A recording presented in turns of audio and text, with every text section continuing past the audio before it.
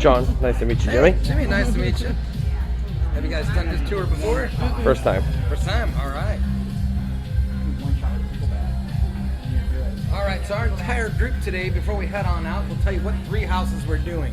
Definitely 3 of our fan favorites. First, we're going to do Universal Monsters. Then we're going to do Graveyard Games, considered the #1 maze this year by many of our fans. And then wrap it up with Killer Klowns from Outer Space. Now, has anybody done this tour before? Our friends have. They have. Everybody else is brand new. All right, cool. What we can do is start you guys off with some trivia. Since they've been here, they'll probably know it. But does anybody know what year Halloween Horror Nights this is? 29. 29. I heard it here first. All right, you get a prize. Yay. Oh, wow. Actually, you all get a prize, but you got the first I got the one. first prize. Absolutely. Now, these buttons we're giving to you guys, they say SIF happens on them. And essentially, SIF is that stuff that gets in your faces at haunted houses. Sure. And this is exclusive. You can only get it on this tour. Ooh. So, pretty neat keepsake for you guys. Oh yeah, my husband's got one. There you go. Thank you. Absolutely. Now, we are going to actually walk through the park for a little bit. So your drinks are okay. We can bring those along for the ride. Now, just to give you guys some insight, there will be some picture opportunities today, but I will let you know when those moments arise. In just a few minutes here, we're going to go behind the scenes, and right now, a lot of people forget we are a production facility, and we are shooting something right now. It happens to be The Right Stuff, based off a book and an 80s movie about the space program. Yes. That's going to be on, yeah, it's a good movie. It's going to be on a Nat Geo channel. I got it. Leonardo DiCaprio is the producer of it. So they're actually filming right now. It's kind of a cool opportunity. We're going to go back there for just a few moments. But we're going to head out this way.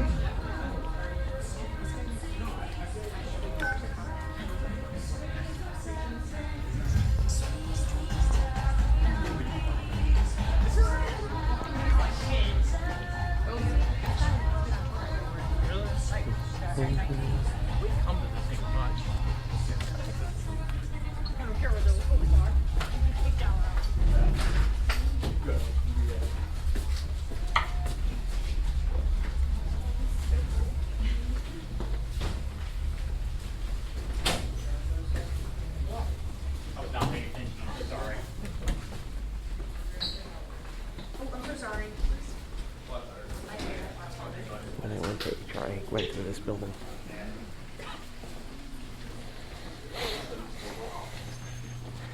It's up on the 2nd or 3rd floor from up here. Actually, I took this elevator right here. So real close over here, everybody. Kind of cool that we're in the Blue Man Group building. If anybody's seen the Blue Man Group here at Universal Orlando, you want to see what they look like with their makeup off. That's them up there. That's our crew. Our captain over there is Wes Day. And the reason I stop here has to do a little bit with the horror genre. Do I have any Walking Dead fans here? A couple of us, all right. Are we caught up to speed? All right, if you're not caught up to speed, if you got at least to when they went to Alexandria and they met the couple, Eric and Aaron, and Eric had a broken leg and a crutches, if you remember. As soon as they got to Alexandria, that happens to be this gentleman right here, Jordan Woods Robinson. He's actually a Blue Man, and of course, when it came time, he used to travel back and forth between here and Georgia to film, come and do the show at night, go back there in the morning, and keep doing that. If you're not caught up to speed, a little spoiler alert, he didn't make it. Well, now he doesn't have to travel.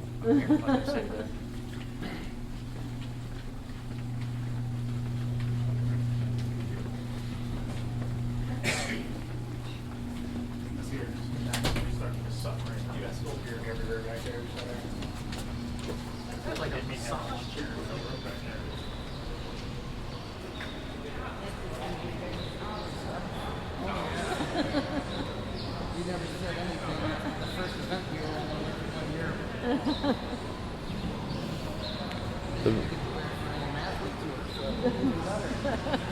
So basically this is where the amphitheater is, the Music Plaza stage. You have Rocket here, and the other side of that building is Fallon right here.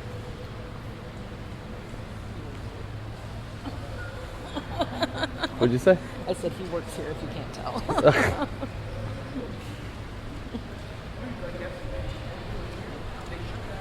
So basically it stopped right in that valley right there. Wednesday it got stuck. It made national news. What? Yeah, it got stuck and people had to get off and walk down the whatever, and they chalked it up to a technical glitch. Worst nightmare. The ride did what it was supposed to do. No one Yep. got hurt, and No one got that was hurt. it. Did what it was supposed to do. It sensed an error and That's why there's brakes right as it's going down. Yep, down for weather. I went with a bunch of developers, and one of them is a genius, and I'm like, I'm not getting on it unless you go down there and work out the technical.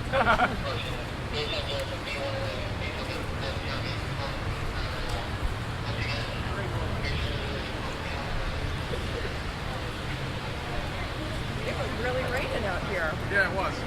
I was just saying, I was like, they don't have it. It'll just be a passing shower, and then it rained.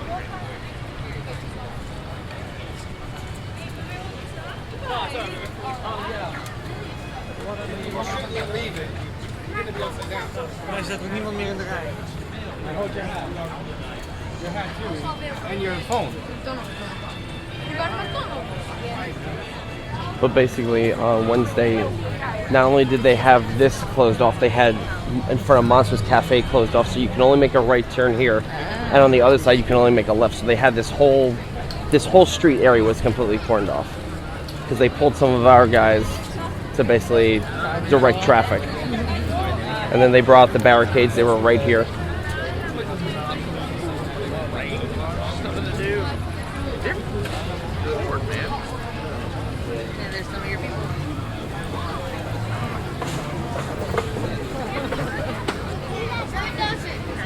So basically, that's where we go. So we're one of those energon detectors right here. You make a right up the door. There's the Shrek glass room.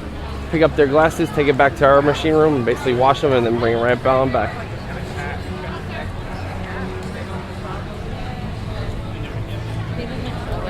You sure?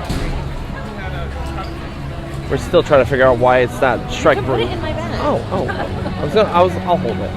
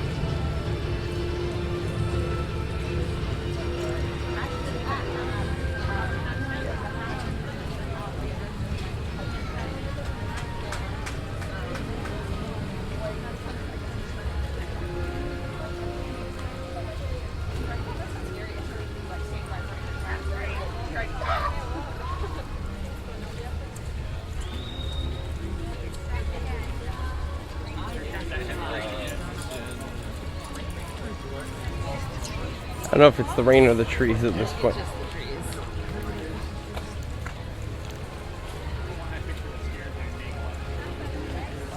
This was gonna be good.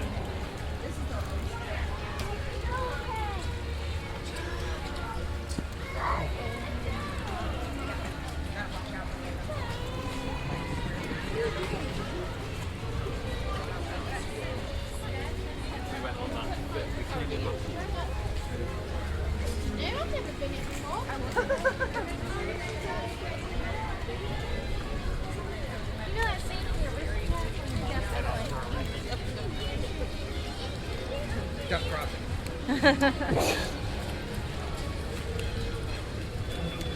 So what's been your favorite house this year so far? My favorite is Yeti. Yet, same. Such good scares out of that.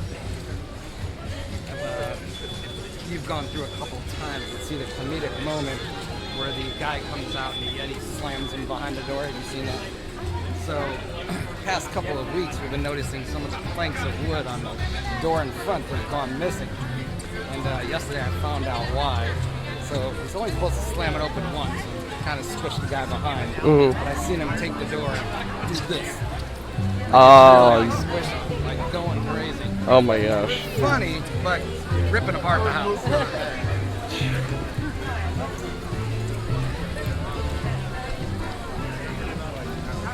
Back there?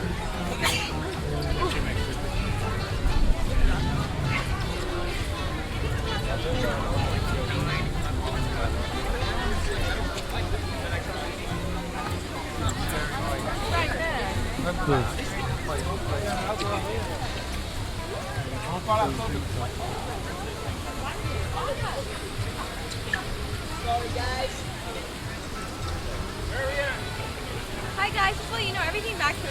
Oh, never mind.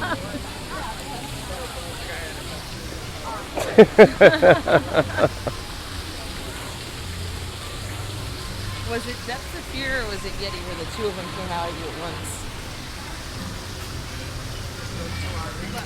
Might have been Depths of Fear.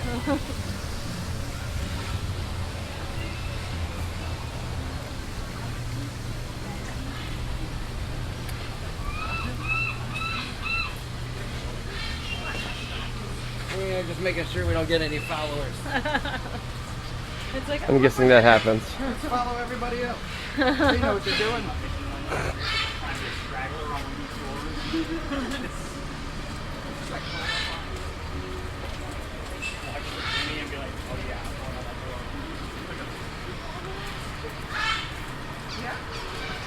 Is that where the animal actors live?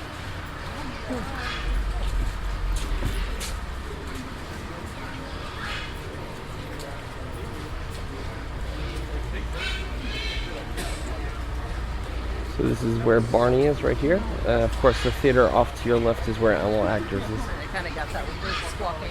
Yeah. Yep, yep, yep. I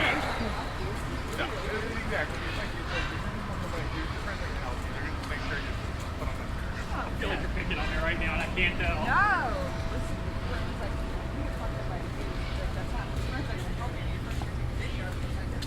You're not gonna die. Like, the gooses are gonna kill you. Those are gonna attack me and not Brent.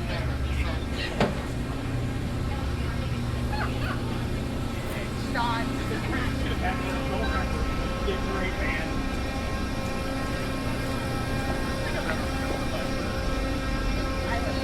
I think I'm at the library.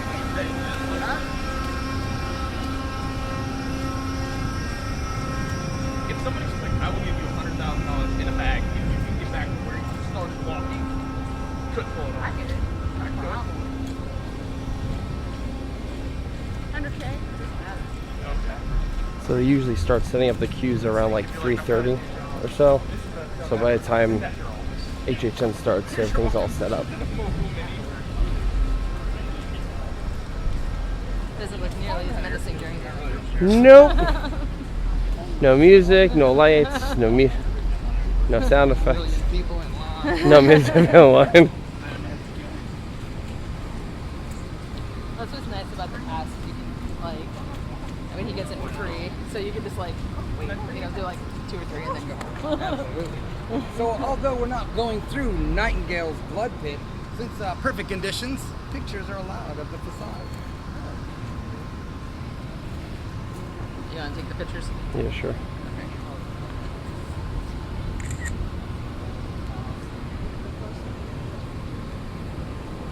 Yeah, we kill one inside the house as well. Oh, nod to something we did in the 21st year when I go. Very necessary to bring you back.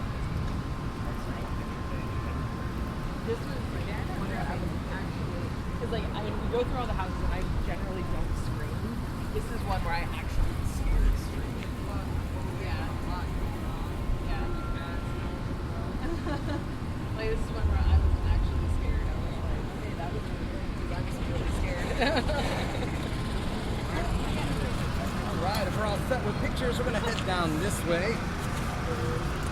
Of course, going way behind the scenes here that we call me, we're right behind the animal actors stage, as you probably could imagine, where all the animals Birds. back there. But over here, the two buildings we're going to be entering double as parade buildings to our left and right. Now, we always usually do use these for Halloween Horror Nights, and half of them has parade floats in them. The other half is scary haunted houses.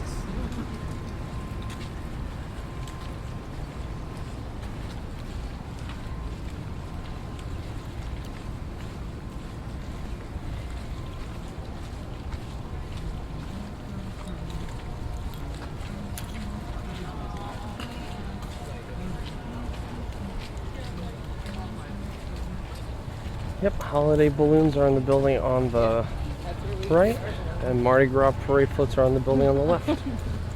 And they are saran wrapped until next year. Like 4 months from now. Yeah.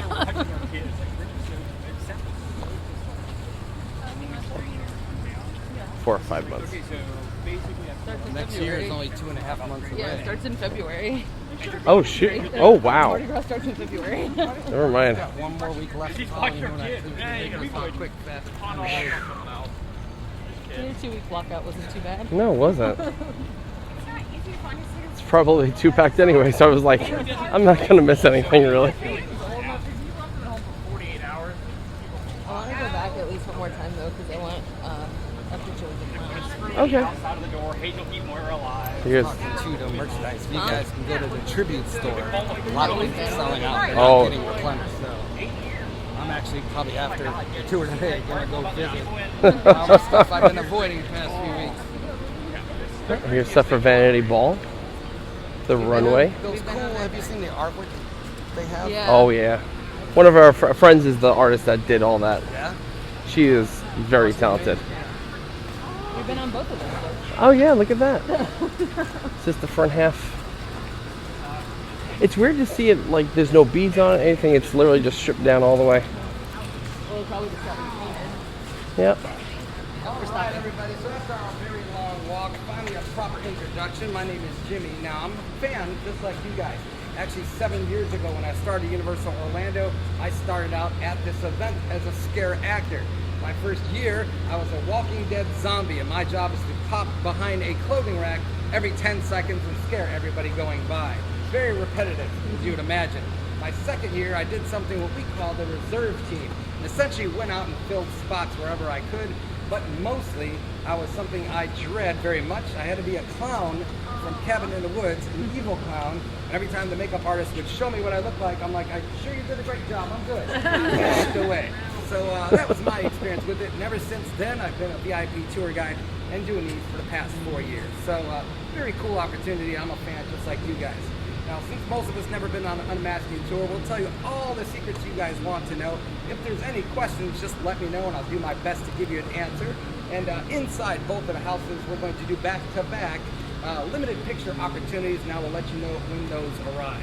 Other than that, before we go into the house, I know this truck is in our way, but once we're on the other side, if you guys want a picture of the Universal Monsters facade, you guys can snap pictures of that.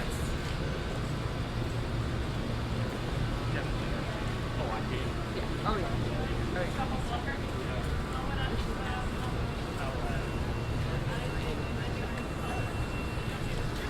You said you were going to take the pictures. Yes. When we come back out when the truck's gone. Wow.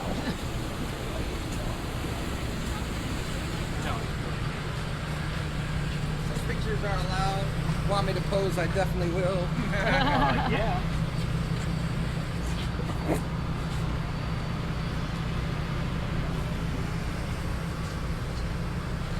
I'm asleep on this. Oh, there's somebody in this room.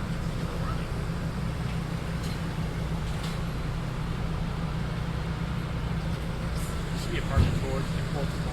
I have long stood by that they should do some like ultra VIP tours where you think you're done with the park, and then they're like, all right, well, have a good night. We're all set with They pictures. you We in can a head inside. There's a lot of logistics to it. You would pay so much. It would be the best thing ever. You'd be the only person in the sport who was scared Like, no, we're gonna put you on a golf cart and take you back to your hotel. All right, everybody know any good jokes? Just kidding, guys. Give me Two one Irish moment. guys walk into a bar. I'll be right back. This is a setup, I feel it. Could be. No, they're gonna scare you. You see, you're looking at him, and they're gonna scare you out over here. Let's see how see if we can get him on the He doesn't have to go first.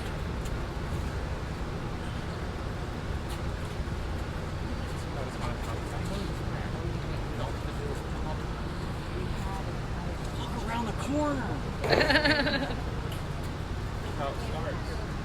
All the Ghostbusters costumes. All the costumes for all the houses. Get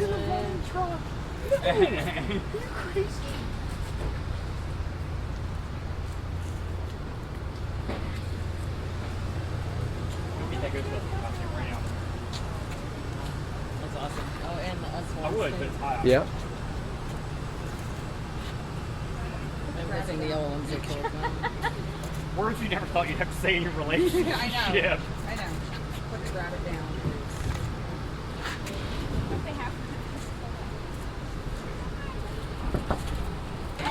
Welcome.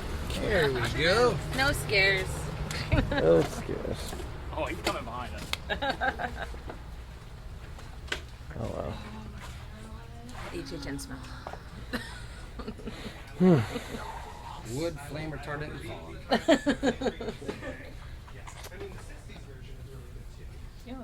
It's fairly warmer than it usually is. All right, everybody. So welcome to our first house. Now, this is the Universal Monsters. Now, originally, we had done this house quite a few times, actually. But in the past, we've done the previous versions, the original versions of Monsters. As a matter of fact, the last time we did it was more of a black and white film come to life that was supposed to scare you. This time, we went for a little bit different approach and made it a little bit more modern. For example, when it comes to Dracula, one of our creators, his name is Patrick, and essentially he came up with the idea that he thought that Dracula inside a coffin was very silly. So since we were going at different routes, he actually decided to make it that as the female victims he bit were transforming from a human into a vampire, they would put him in coffins, and then until they transformed would they be let out. So that was kind of the inspiration. Shows you how they were thinking a little bit outside the box when it came to all of these creatures that we see. Now, of course, all the ones around us are ones we're going to encounter inside, except for one who is remains hidden from here, and that is the Wolfman. The Wolfman will actually be a real statue come to life who will be able to scare you as he goes along. There's another little character in here. You just can't see him, the Invisible Man. Sorry, you guys are stuck with me for 2 more houses. In any case, this area that we're coming into, whenever you walk on a platform like we are walking on now, means one thing is in your future at Halloween Horror Nights. Getting Water. Water, getting wet, exactly. In this case, we're going to use an old movie trick of spraying the water upward, let it flow down naturally, so it's supposed to be a rainstorm that you're going to. Now, coming upon this mountain that we're on, taking a hike, we encounter this place, and of course, all these characters come to life where we're about to go. Now, a real cool thing about this area, to give you an idea, when we come out of the maze, I'm going to give you guys a great opportunity to see what it looks like on the other side of these walls. It's actually a maze within a maze. Now, what we do for most of this, if anybody's a scenic designer, really into scenic design, all these theatrical flats that are making up these mazes are usually sprayed with foam or insulation foam to give it that look. And of course, we hard coat it and then make cool paint to go along. Now, for example, over here, you can feel, as your guys are coming by, a weird texture. It's just insulation foam that usually they melt down with a heat gun to give it that natural texture, and of course go through and cut the foam itself. And there you go. Now, the reason we have to have it on a theatrical flat is because of safety. We'll talk a little bit about that a little bit later. But the very cool thing in this room, it's a picture opportunity. So pictures are allowed in this room. Do you want us to shut the door over here? Yeah, you can shut it. It's all good. We'll keep it cool in here.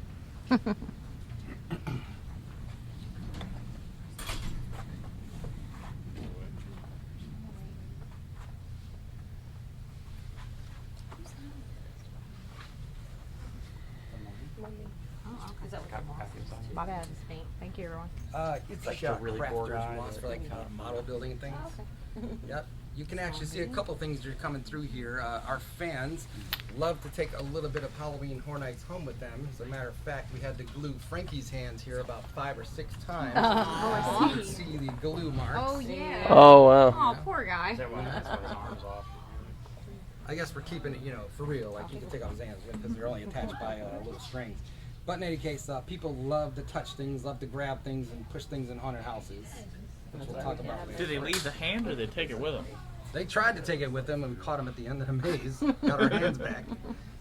Now, the very unique thing about this maze as well is the transitions from one scene to the next. For example, we're going to leave this little realm, enter into the Wolfman's lair, and the subtle transitions as you go along is usually a nod to a movie or an original character, or in one particular instance, as you look, it's going to be a fade in, fade out, like it does in real movies, where it kind of goes black on your screen and then returns back with action happening. So that's cool transitions as we go along. Later on, we will reference transitions again, but if pictures are all set in here, we're going to let into our first area here, the lair of the Wolfman. Sweet. No. I knew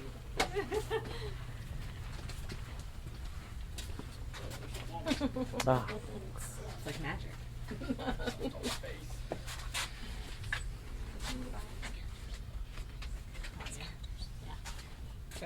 Now, something very unique for my friends who've never been on an unmasking tour, want to know a little bit about our secrets. We can tell you about our actors. This is a perfect spot to do it. Now, where our actors come out from behind the maze, within the maze, is something we call a boo hole, and there are actually 2 of them right there.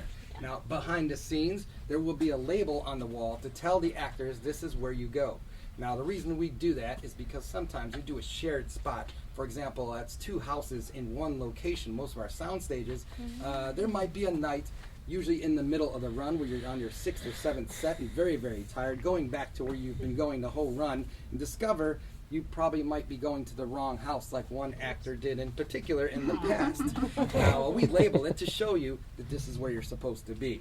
We will have a chance to see that behind the scenes. When it comes to our actors, we actually have 2 casts, an A cast and a B cast, and most of the time it will be the same likeness, the same size, the same height. As a matter of fact, when I was in The Walking Dead, my counterpart, who's a very good friend of mine still, we both have about the same height, same body build, and when we tag each other out every 45 minutes, so you're on set for 45 and off for 45 on a break, we will come behind each other, tap each other on the shoulder, turn around, and our counterpart takes our spot. Now, in one case this year, if you go through the Stranger Things house, you might actually see different characters tagging out each other. For example, you might see Max in one scene, and then later on you might see Dustin in the exact same scene. We did that on purpose, only because of the Stranger Things and all the actors we had to get in there, but sometimes we'll mix it up just a little bit. Now, like I said, our actors are on for 45, off for 45, and usually do about 6 to 7 sets a night. So halfway through this run, they're pretty much running on empty right about now. And now that the event is almost over, they're probably just thanking their lucky stars. And then they're going to sleep for about 2 months, and then they're going to miss this place a lot when they come back.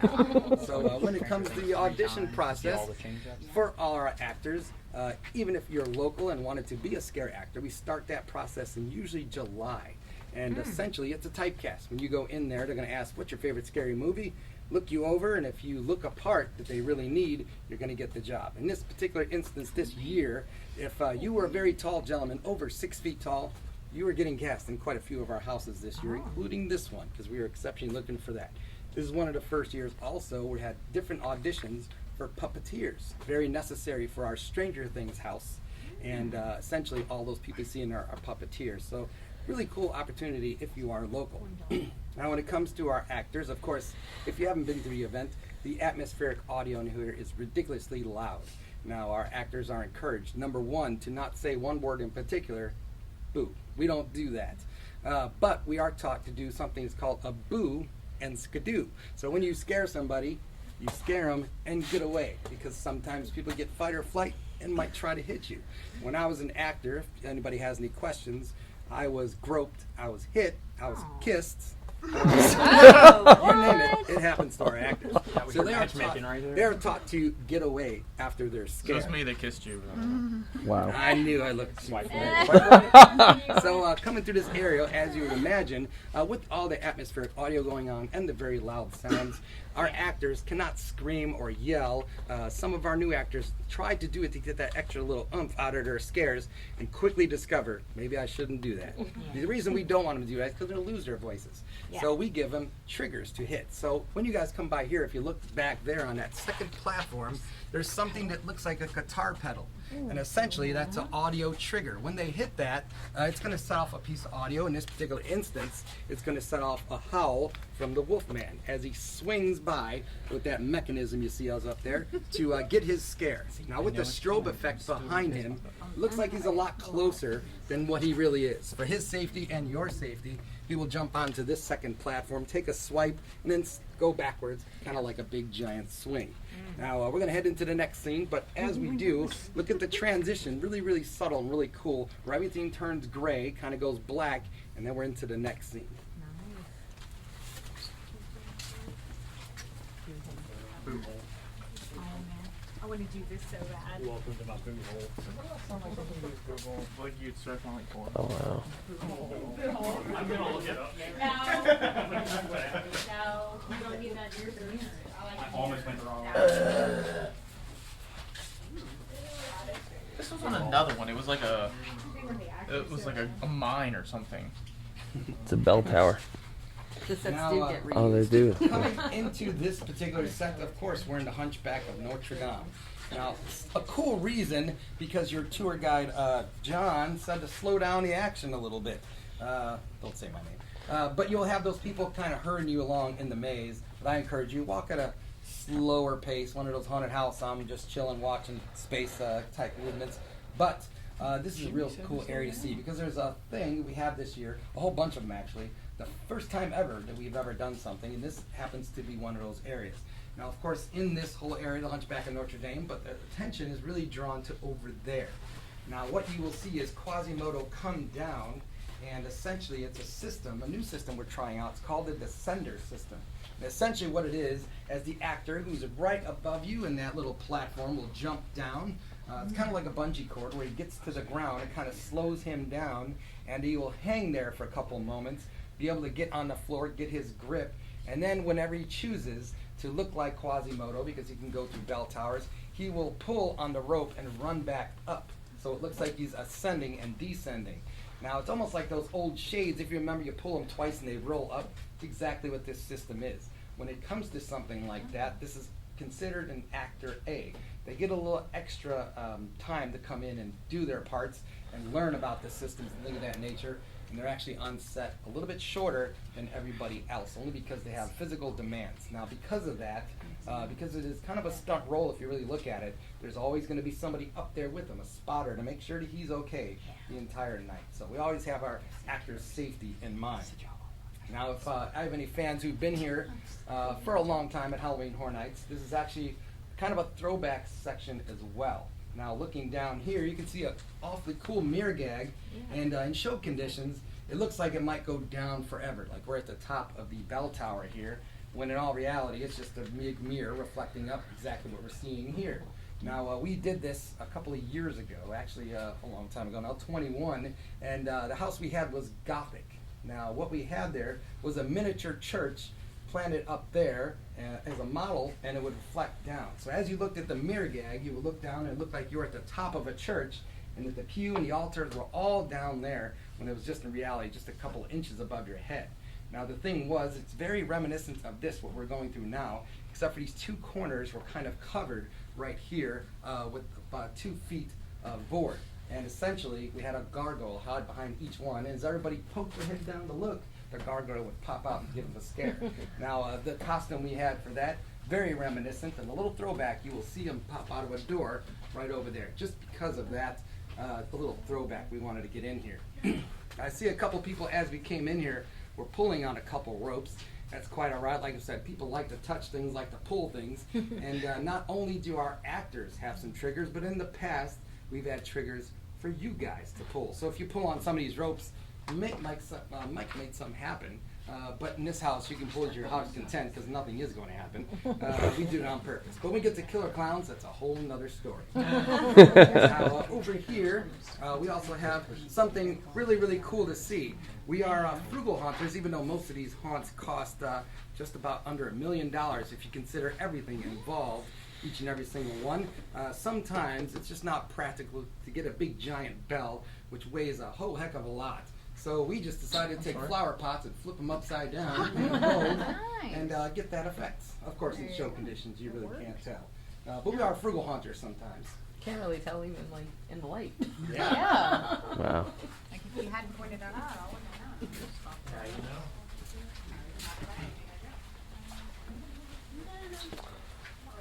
known. 20,000 leagues. I'm sorry. Well, I kept calling, Other one. Creature from Black Lagoon. well, I was Wow. calling graveyard Wow. games like Haunted Mansion on steroids. The adult version. Yeah. 40 or flip. So coming into this area, of course, Creature from the Black Lagoon. Now, the thing about this particular area coming through the maze, a lot of the actors that are in this particular house are very tall individuals, including this area here. You'll see that the boo holes are a lot bigger than the ones we saw back there because these guys are all very tall. When it comes to our Frankenstein, we'll see a little bit later, they have platforms and they're already very tall guys, bringing them to about 7'4", 7'5". Pretty ridiculous how tall they actually are. As a matter of fact, you can see now with the lights on that the area over here where they come out, they're actually, the big clunky uniform they have, they're actually scraping up the bottom as they come out to get their scares out here. Wow. Because of the suit, very hard to see through, but they can see straight ahead. Now, one kind of cool thing this year with our event is all the synergy going on between all the different houses. You can actually step back and play that 7 Degrees of Kevin Bacon game if you wanted with our houses. If you think about it, you have Stranger Things, for example, your hat there. They dressed as Ghostbusters. We have a Ghostbusters house. If you remember in Ghostbusters, they talk about a Twinkie, and then Winston actually said that's a big giant Twinkie. And if you look at it, Zombieland has Twinkies in it, trying to get Woody Harrelson's main character, trying to get them. And then also a couple other things. Creature from the Black Lagoon, of course, makes its presence known in House of a Thousand Corpses via a poster and a mask. And Creature from the Black Lagoon is here. Now, this is one of those films that a lot of directors, a lot of writers have forgotten about when it comes to original Universal monsters. The Creature from the Black Lagoon's only been done one time. Mr. Rob Zombie himself, the creator of House of a Thousand Corpses, has gone on many interviews saying he would love to actually make it a reality and redo it for Universal. So who knows, it might actually cause a little bit of a stir going on, and maybe he'll take and pick up that project. But usually what we do, because we're masters of deception here and always masters of moving you ahead and freaking you out, usually when we go into an open area just like this, and of course we're supposed to be submerged underwater, but we know we're out in the open, we always send you into a closed confined area around the corner. Now, of course, if you've been here in the past, if you've seen a house called Dead Waters, there was 2 creatures that were there to greet you when you first went through the door. Happens to be that little turtle right there, and of course an alligator right over here. Now we do that on purpose because we want you guys to remember that we know you and we remember what you like in those houses. It was the turtle and the alligator. Oh man, yeah, that's gonna get in somebody's face tonight.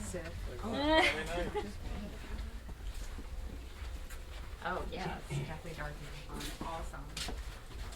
It's a good transition. We can fill this entire area. Yep. So like we just talked about, as you move from an open area, now you're in an enclosed area, of course crossing into Dracula's realm here. Now something very unique in this area is the thing we talked about with the coffins. If you look at all the coffins to our sides here, you can see where there's scrapes coming from the inside. People trying to get out, and that's during the transformation of the vampires to be. Now essentially in this area you will see Dracula up here with more of a sinister demon looking face than we have seen in the past. And of course he's going to reach down to scare you as you're going through and telling his creatures of the night to devour you as you go through.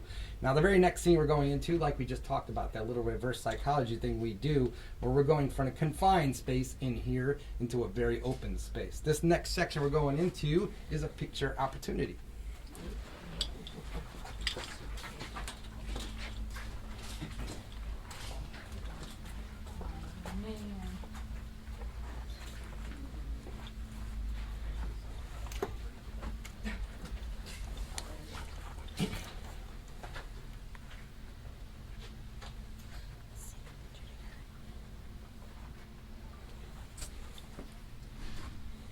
Now, to keep things uniform for our creative and our art and design team, when they're talking about certain scenes, and every single scene in every house has a name. This one happens to be Bloodbath, for obvious reasons above us. This way they don't have to say, you know, the room with all the bodies hanging and the coffins in it. So they would give it names so they could reference it in quick reference for anybody else that comes along. Now, in this house, especially in the next few scenes we're going to go to, one cool thing to look at is all the props you see around you. Now, it is not here on site, but we do have a prop warehouse. And if you were to go and they did an unmasking for that, I would be all on top of it because it's a pretty amazing building. It actually looks like the last scene of Raiders of the Lost Ark. If you remember, it's crate upon crate upon crate of things. And essentially, they might have over 20,000 dishes, like we're talking silverware and things of that nature, or chairs. In one whole aisle, they actually have a morgue section, as they call it, because it has bodies in it. Now, of course, it might be a static prop that is a full prop at first, and of course, our actors and our guests love to rip at things and tear at things. We will not throw away a prop until it's just left to a hand. We'll hold on to everything. As you can see, a lot of leftover props above us made it into this area. As a matter of fact, when I first started, he's now in the Nightingale's house. This guy's made an appearance every 7 years since that house. He first started out as a full body prop. Now he's just a torso with no arms, no legs, no head. But we still hold on to him. So I think he's got a couple years left in him. But We haven't seen the bus this year. Which one? The bus. The school bus. The school bus. The school bus? Well, some people said it's in Stranger Things. I don't think that's the one. But in any case, props, if we do need them, sometimes we actually will base things upon a prop idea or vice versa. Then if we need a house and we'll put props in it. But a few years ago, a really cool opportunity and a good reason if you're a local person to look into Universal Orlando jobs. About 5 years ago now, there was a job posting for a prop buyer for marquee events. Halloween Horror Nights is a marquee event, but imagine getting a credit card and going to estate sales and garage sales and just buying all these cool things that you see around you. Now, of course, as we go through, you can see the floor has transformed, and instead of nicely misting, you're spraying with water. This time you're going to get dripped on by blood from above. So a little disgusting as you come through. We're going to leave this layer, and we're actually going to enter into the lair of the mummy. Yes. It's awesome. It's awesome. You'll love it.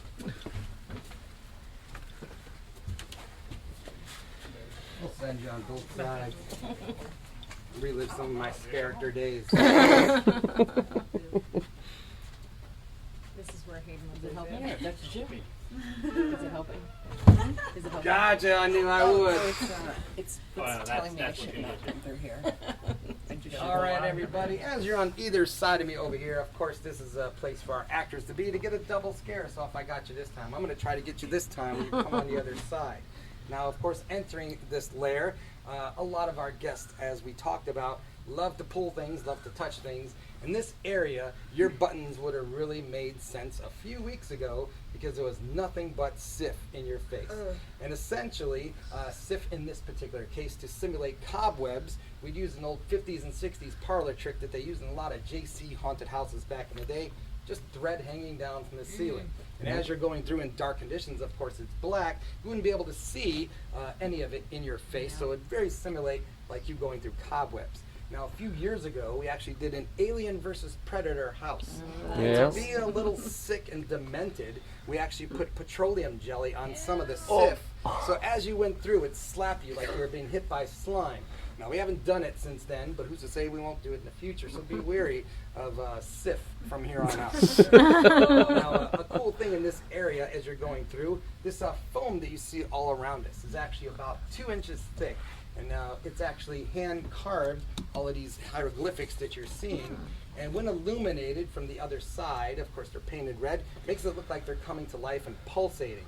Now the reason we did that is because you're supposed to be cursed going through this whole entire area.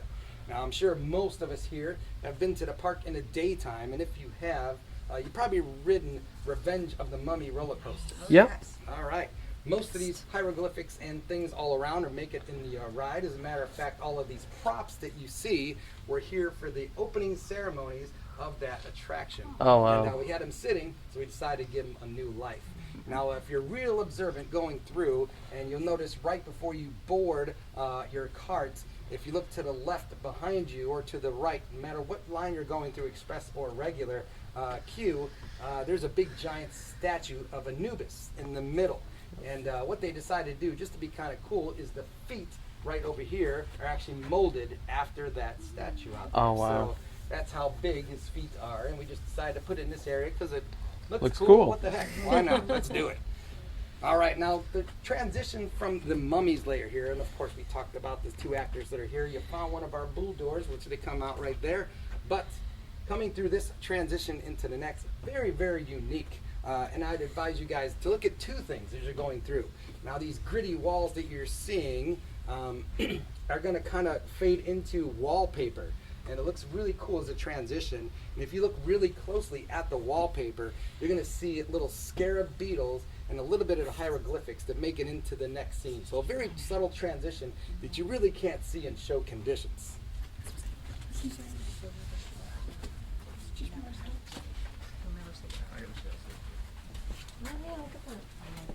Oh, son of a gun. Right, I'm not gonna hurt you. You'll never see it because tonight you do. The mirror's always getting.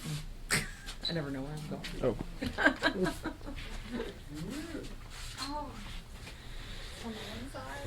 Thought it was a mirror at first, like, and I was like, it's behind me, but he's not. Now, something kind of cool and that we all noticed coming in from that last scene into this one, of course, is the Phantom of the Opera directly in front of us. Now, this is supposed to be the wallpaper from the Palace Garnier, of course, where the Phantom is supposed to take place. And essentially, that material that we're able to see the Phantom on the other side is something called LexJet. And essentially what it is bus wrap. With all those advertisements they have on the side, the passengers on the inside could look out with no problem, but from the outside, when we're looking in on it, it looks like an ad. You could print whatever you want on there. Now, they were very meticulous when it came to lining up the LexJet with the actual wallpaper that they had made for this particular maze to line them up perfectly. But essentially, what it is called scrim. And in theatrical terms, scrim, and the best place to probably explain it, if everybody been to Disney's Haunted Mansion, the very first room, the stretch room, when your portraits go up and you look up and you see a ceiling, and then when illuminated from the other side, when a ghost host tells you that there's always his way out, it's illuminated from the other side and you see a hanging skeleton, the lights go back on down below and it looks like a ceiling again. Now that's a really cool effect. It's been used for years in theater, but when it comes to a haunted house, we couldn't have that material that's kind of stretchy just sitting there, because what if somebody gets scared and goes forward and goes through it? Not a good idea. So what we did is come up with this LexJet idea, basically the same idea and a lot safer. It's plexiglass that you would fall into it, you'd be perfectly safe. When illuminated from behind every couple of seconds, of course you'll see him revealed. Now coming to this area, for my friends who were here last year, if it looks awfully familiar, that's because it is an exact replica of Scary Tales. When you went through at the end with the Wicked Witch. Yeah. As a matter of fact, the actual set pieces are exactly where they were last year, the same exact pieces, the same layout. Now what we did was learn from our mistake, and essentially, if I wasn't standing here and went two scenes ahead, almost guaranteed that all of you, no matter who was in front, would probably go this way. And that's exactly what we wanted everybody to do. Now our art and design team, the guys who create these mazes, were very particular. Last year they saw something that they didn't like and didn't want to happen this year. So all those house attendants that tell you to keep moving, actually last year we had one right there, and it ruined the entire effect.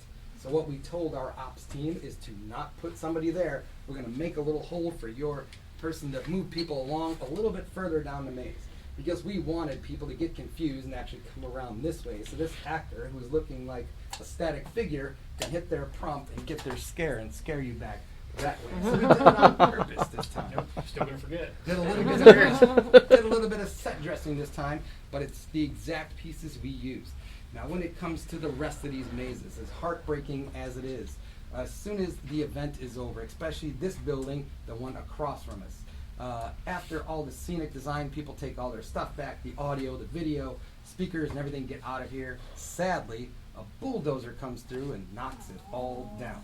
Now, if you are wondering and hoping to go dumpster diving, get rid of that because we wood chip everything and destroy everything, so that doesn't happen. But sad day around here when they all go down. Now, our 2 tents, Nightingales and Depths of Fear this year, are usually the first 2 houses that are built. That usually happens in April and May. We actually start a little bit earlier this year, and usually the last 2 to be torn down, only because if our creative team want to go back through and get a little inspiration again, they can go to those 2 in particular, because those are totally devoted to Halloween every year. But going forward here, lots of more mirror gags going on.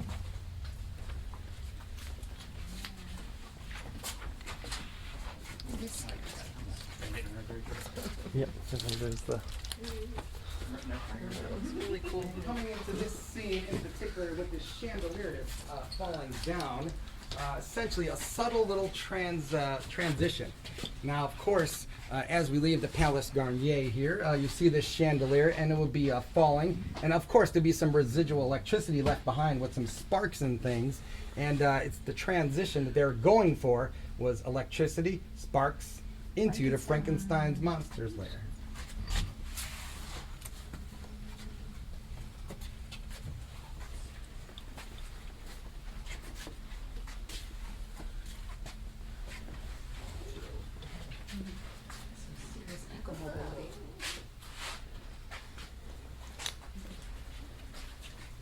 Your prop department's always looking for a handout.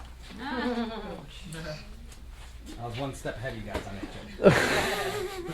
Sorry again, 2 more houses, I apologize. In any case, coming into this room, and in just a couple moments here, we will allow pictures in this room, but a couple of cool things to tell you about. Now, this area is one of those areas to definitely kind of slow down the action if you could, because you will see our very tall individual Frankenstein monsters come out of this boudoir. Now, it's almost humorous in some respects, because a lot of times they won't go back in their boudoir because they have to do this the entire time. They go back in. So they will usually linger out here. Now, all the monster sounds and things that he makes, of course, a very cleverly hidden speaker. If you look up there, right above the boudoir, it's a screen with a speaker behind. Of course, this one's for atmospheric, and that one is angled down so it looks like the actor and will sound like the actor is actually speaking the role and making those noises in front of you. Now, as soon as you come into this room, of course, you're greeted with this prop up here. Now, this is something we call a twitcher. The reason we call this a twitcher is because in the past, we would hang props like this up. A twitcher, the bottom torso, below the torso, legs and things would actually twitch around. And if we were to hang them upside down and the top portion would move around, we call him a dangler, because it's almost like he's dangling down. Now, this is the first time ever that we actually put one of our twitchers onto a platform. Of course, this is all wood, as you can hear. And as he's fumbling and moving around, it's going to create lots of rumble going on, so startle scares as he's moving. This is all air-powered, of course. Now, also something cool in this room, if I do have any scenic designers or people who really like scenic, essentially, as a haunter, and if you guys do home haunts, I would advise you don't throw away anything, not even sawdust. For example, when we're doing all these mazes, we'll encourage the people who build these houses to save the sawdust. Only because if you run your hands over that material there, it has a gritty feel to it. You mix it with paint, put it up, and it has a gritty texture to it. So we don't get rid of anything ever.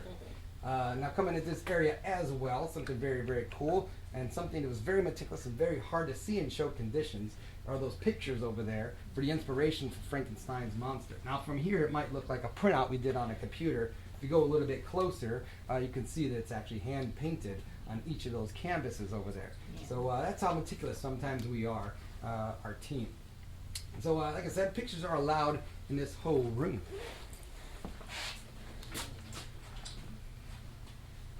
Now, has anybody not been to the event yet? Coming tonight? Come tonight, all right. A few of us have been here already. You can let a little bit out of the bag here. Essentially, when you come around the corner here, your attention is going to be drawn to a hanging figure. Essentially, everybody would think, well, that's a dangler or a twitcher over there. It's really a diversion from a scare that's going to come over here. Even though I'm not spoiling anything from you, trust me, it's still going to get you. The Bride of Frankenstein who comes out Everybody swears in the event. Everybody that comes to me on these tours the night before and says, "You're lying." She's screaming. This Bride of Frankenstein is going to come out and scream right in your face. Now, the boo and skidoo method we talked about, it's supposed to be about a foot where I get my boo and I get away. But we encourage her to be a little more cautious and do this and get a little closer to you and pretend to scream. Everybody swears that she's really screaming. If she was to do that 50, 60 times a set, she would have no voice whatsoever. But a very cleverly placed speaker up there makes it look like and sound like she's directly screaming at you. Oh, after this is the last portion of our picture for this maze, and a real cool thing to tell you around the corner. Good? All right.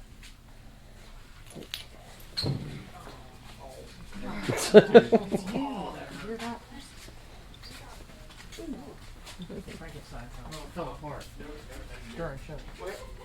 Wait, what just happened? I don't see anything.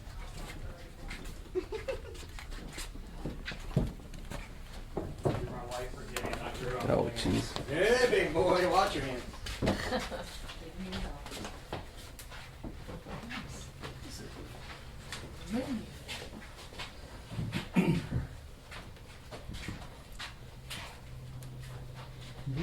So coming into this portion of the maze, of course, this is the end, and usually at the end of our mazes, we have something that's called a convergence scare. Convergence scare is essentially either every actor who's in a little area to attack you at once, or to do something called a ping pong scare, where that actor there will scare you to this actor, I'll scare you that way, this actor scares you out the door. This little area has all the monsters we've seen so far, with the exception of one, the creature from the Black Lagoon, who's a little bit too tall. You will notice also that the Frankenstein monster in here is a lot shorter than the guys out there, for obvious reasons. Now, the very cool thing about coming to this event, and if you are local or if you can make plans to make it the last night of the event, every single week our creative team, the art and design people who design these houses, come into the houses every single weekend and will award one house a house of the week. If their scares are on top of it and they're doing a great job moving people in and out of this place, they will get that honor. And this house has already won one time. Now, what happens at the end of the run, our art and design team will name one house House of the Year. And when they do that, they will announce it during the B cast, second to last set, meaning if the B cast wanted to stay on board for the very last set of the night with the A cast already in place, they can do that. And usually they'll ask everybody and they will say absolutely. Which means for you guys, if you were to come through this convergence scare and they won House of the Year, instead of just 4 actors in here, there's going to be 8 actors in here to scare you on your way out. And pretty much the convergence scare goes out the window and they will just hover over you and scare the out of you as you get out of here. So very, very unique night to come. There's usually a buzz going around the park to let you know when who won and who's in contenders for House of the Year. But really cool to see that. Now, where we're going in just a moment here, we're actually supposed to go out that way, but I'm an okay tour guide. I'm going to take you guys behind the scenes here, show you what it looks like from the other side. No pictures, no cameras over here.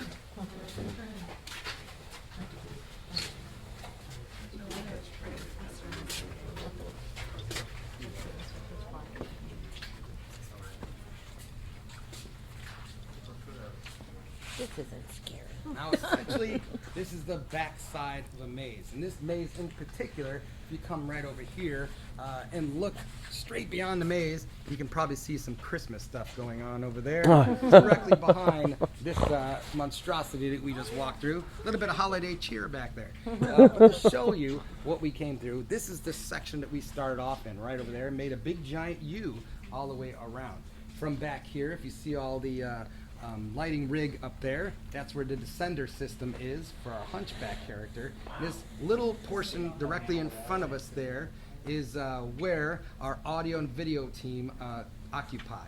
Now, there's always 2 people on hand in there just to make sure things are okay with audio and video and fog effects and things of that nature. And behind the scenes here, even though you cannot see, there's always activity. There's always somebody back here. A stage manager will be walking back and forth. And when it's time for a cast change, for example, what they will do, and let's make it real easy and only say there's 4 people in this house. What they will do is send 2 people stage left, 2 people stage right. You'll get into your position, and when it's time tap out your counterpart, they will wait here, and then when you get back, they will actually physically count. They will say 1, you say 1, 2, 2, 3, 3, 4, 4, and they will not leave till every man or woman is back. Because sometimes it might be a crazy long set and somebody might pass out, so they will not leave until everybody is back. And the same thing happens all night. Now, if you're wondering, like we talked about, people get hit, punched, grabbed, kissed, groped, whatever you name it, I was done. Basically, if you did physically try to hurt one of our actors, you're going to be escorted off property and arrested for trespassing. Now, sometimes it is very usually a necessary evil where people get scared and start doing this stuff. And one time in particular, I got scratched and they split my contact and like split my mask. It was unintentional. Now, usually I have police officers here and they will ask if you want to press charges. And if it's not intentional, of course, we're not going to. But sometimes you get that boyfriend on the first date ready to hit you. And, essentially what we do for all of our actors is usually have the buddy system. I'm always an eye view of my counterpart. So if I get hit, she can say, hey, he was in a blue shirt and he looked like this, and vice versa. So we always try to do the buddy system within eye's view of each other. But very cool to see behind the scenes of these mazes. You can see the sheer size of it. Now, of course, we're going to head off to our next house here, and it's one of our fan favorites. It's Graveyard Game.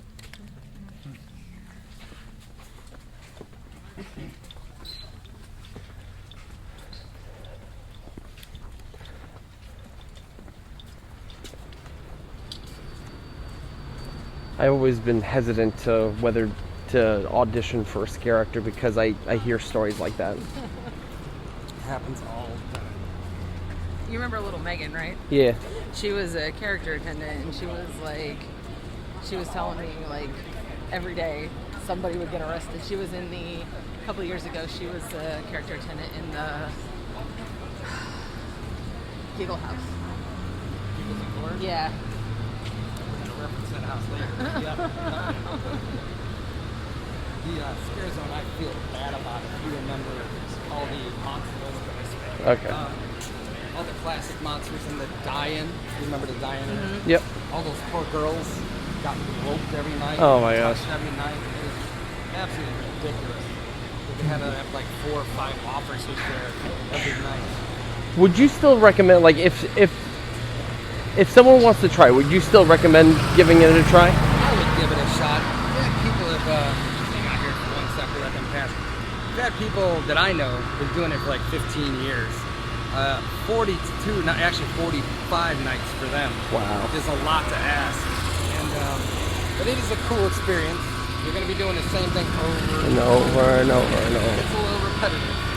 But if you were able to, in the audition process, I haven't been through the audition process in years, but if you're able to get on the reserve to go fill holes, you get to go a different place all the time. Oh, so shoot. That's a cool experience. Okay.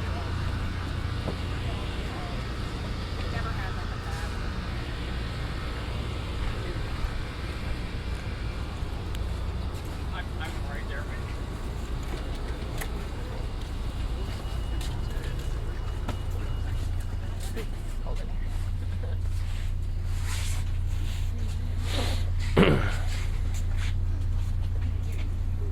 What's your body?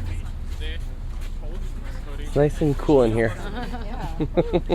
My God, that's cold. Told you. Good. Killing it down. I'm sorry. This is awesome. All right, now this, of course, is Graveyard Games, and very, very unique house. And you glow in the dark. That's awesome. But essentially, what we're supposed to be doing is coming to the Ascension Parish Cemetery. Now, when you come into this house, a couple of cool things going on. If you guys are coming back to the event or waiting in the queues, if you go on social media, even though this whole vibe this year is supposed to be 80s themed, this is more modern day.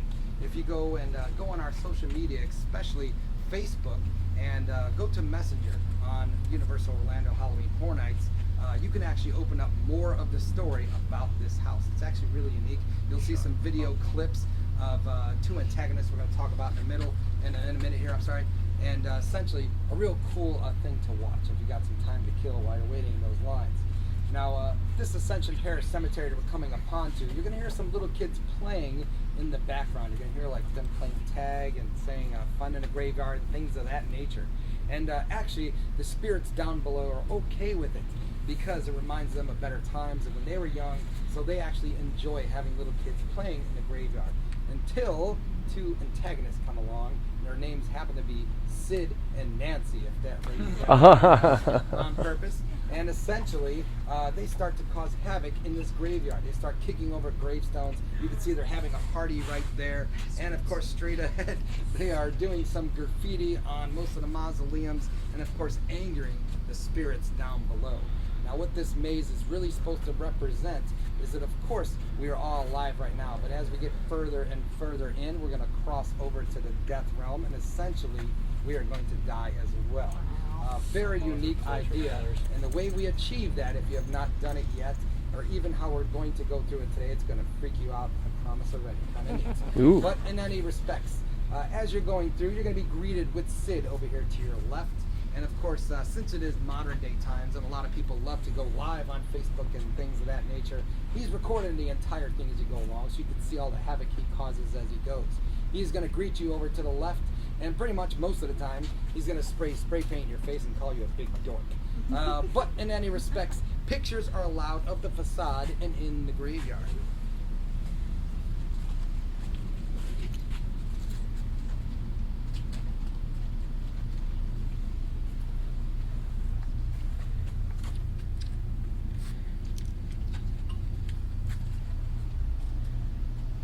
Something very unique we had to do for this build in particular. It was kind of built in the middle of our run, and we actually built what you're looking at now first before the maze was even created. The reason we did that is because of the social media feed and videos that we filmed for it that you see all throughout the queue as you're waiting.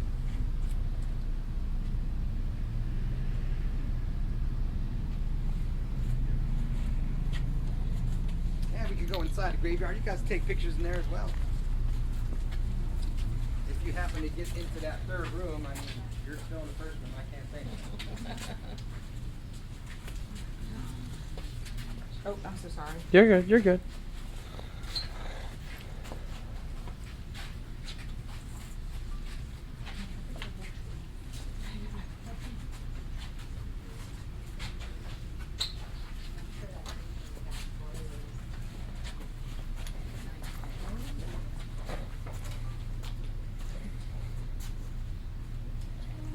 Something a lot of people ask and wonder about, if you guys look at the 3 trees all around us, they're actual real trees, and we get them from a local nursery. We get them at a local nursery and actually keep them barely alive for our run. When the run is concluded, we actually send them back to the nursery and they turn them into mulch and things, so we kind of recycle what we use. And of course, one of our nemesis in the real life is the fire marshal, who demands that we spray all this stuff down with flame retardant, especially these trees, to show you how extreme they are and how much they test us out. They will actually come here and pick a section of the maze, as I'm sure you're aware, and they will light it on fire to see if it burns. Sometimes they'll actually pick off a piece of the maze just for our safety. As a matter of fact, we had a hard time with them in that one scene I was referring to a little bit earlier. But as we go forward, last picture opportunity in here, there are a few more as we go along, and I'll let you know when those situations arise.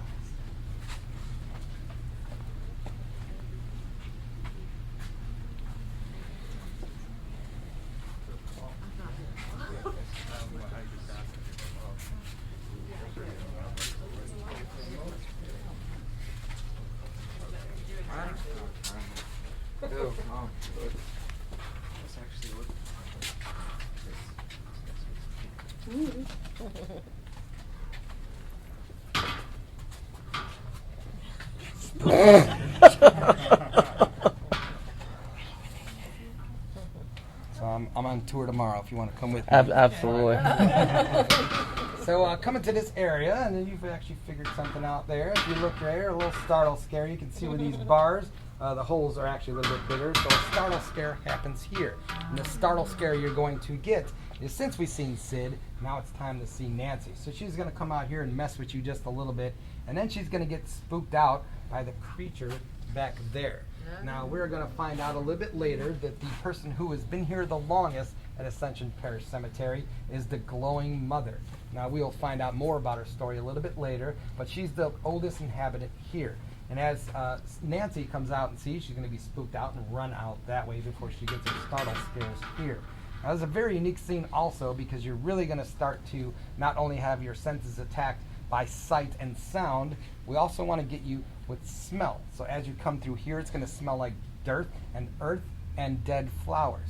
Now, the way we achieve that is because of a system you can kind of see right up there. It's got a tube sticking out of it, kind of a black box, if you can see, right above that exit sign. Now, that's actually made by a company called Froggy's Fog, and essentially the things that we get are a little disc, kind of like wax disc. And as you put them in there, you can put different scents. They'll all mix together and come throughout the section here. It can actually hit up about 3,000 to 7,000 square feet, but we pump it through this little area here. Now, the first time, and these weren't the first systems we used for this, the very first systems we used are very similar to those ones you might have at home, the Airwick or Glade ones that let out those beautiful scents. Except when we first used them, we actually did it for a house that was in a shared event between us and Islands of Adventure for Halloween Horror Nights. It was a house called Psychoscarapy. And the Psychoscarapy was essentially an asylum that you walk through. And of course, one of the scenes you would walk through in a real asylum would be a bathroom. So we had to have a bathroom scent. Now, the bad thing about that was it was in the maze, and we didn't know how to turn those things off for the first 3 weeks. Of the event.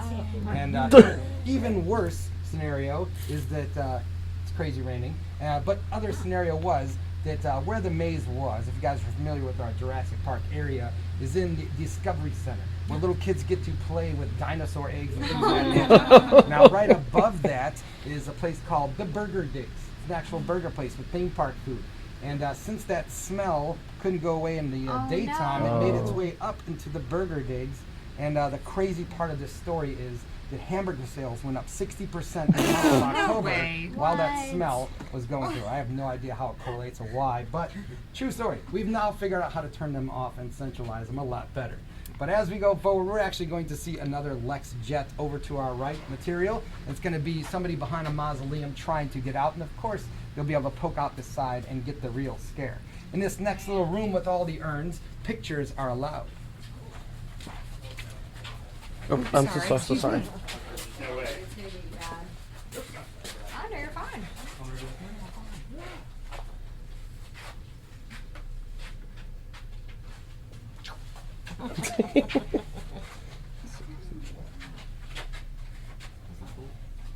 Was that on purpose or?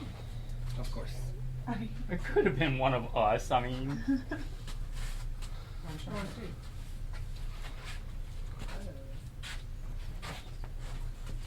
Coming to this section, actually, like I said, we don't get rid of anything, and I'm pretty sure the spray paint you see on the ground there is probably some of the spray paint they use on the walls here. Now, if some of my returning fans, if that mask looks awfully familiar, it's from The Purge. The Purge. Exactly. Now, just like we talked about just a few minutes ago, of course, the psychology we have as far as our hunts. Once you're in an open area, everything all around you, of course, you're going to a claustrophobic area in here. Now, this is a very necessary one because, twofold, we want it to be claustrophobic because you're supposed to be going into a mausoleum, of course. And number two, we wanted echo and reverb because there's actually something to the right as soon as you walk in here called a drop panel. And as you go in with all the lumber, the real wood that's behind the scenes here, that drop panel piece of wood will fall down its own, make a big loud boom and reverberate and shake the whole entire area on purpose because we want that startle scare. Not only actors, we can get you with surprises as well. Also in here, there's going to be a couple people that pop out of left and right as you're going through, of course, to get to the next area.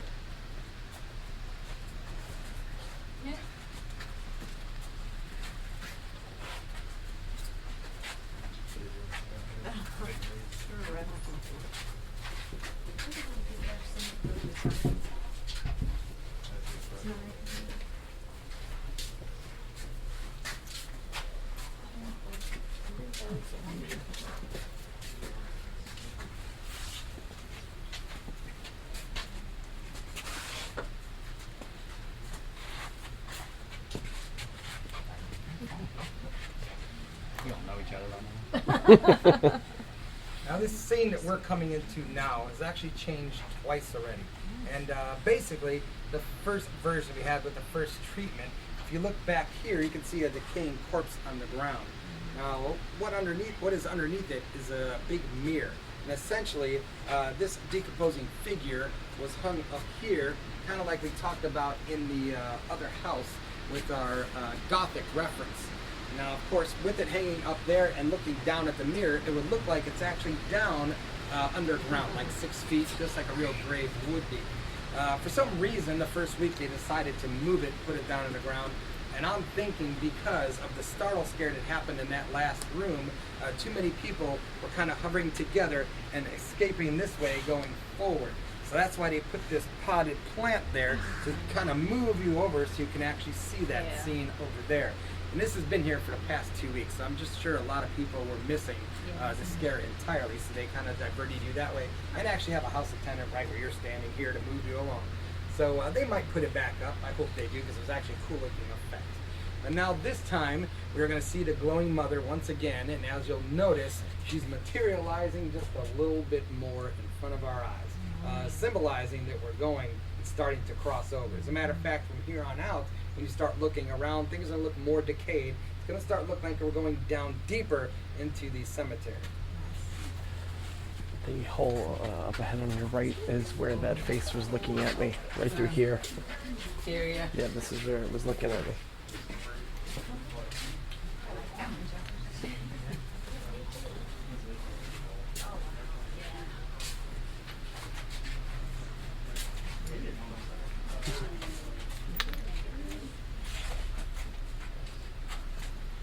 Do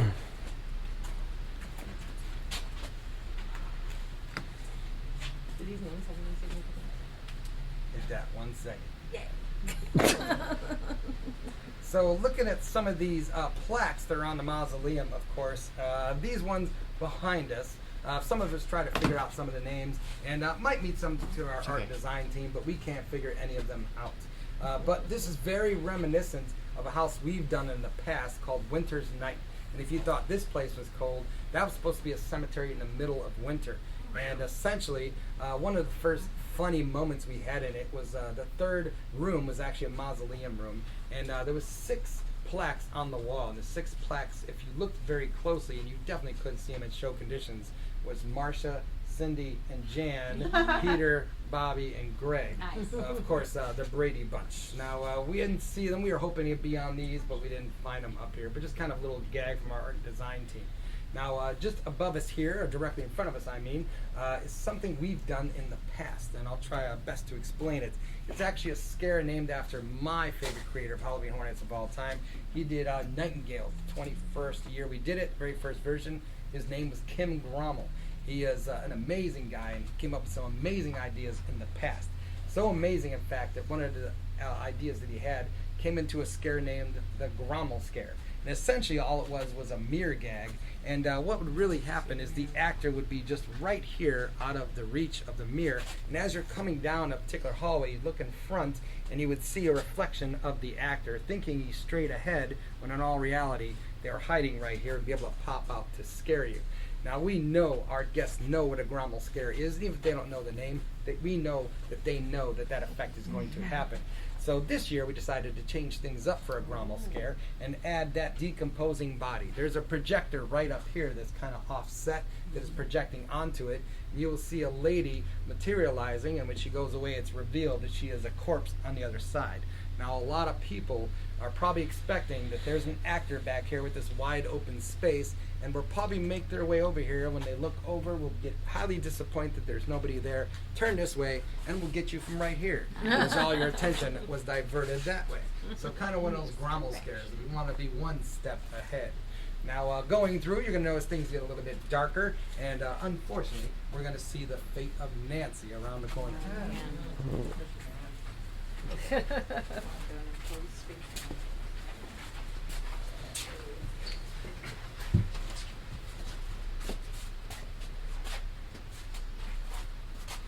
Oh, Nancy.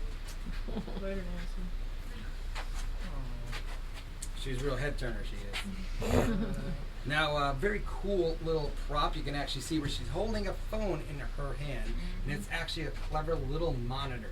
And if you have enough of time, I'd slow down the action here. If you look at the monitor very closely, her phone, you will see that her mother is FaceTiming her, asking her if she is okay. So as you come along, of course, you will hear it very faintly, but just kind of slow down the action here if you can. And of course, now you see that she is gone. We're actually going to see the fate of Sid a little bit later as well, and of both of them, really, in reality. But a very unique scare coming around here. Now, one idea that sounded really great on paper just didn't execute very well, and they actually got rid of it the first week of the event. As you come around this little corner after seeing Nancy here, there was going to be a small child in a coffin to your right. And the actor, the scare actor behind, was actually going to make it come to life. And as you got a little glimpse, as you got closer, the real scare would come up above, where his head would actually come through the curtain and go out. Now, I think they were a little bit too aggressive with the prop, because it was supposed to be a little child prop. So now they just kind of poked their hands out, and that's about it. Nancy has all the drinks.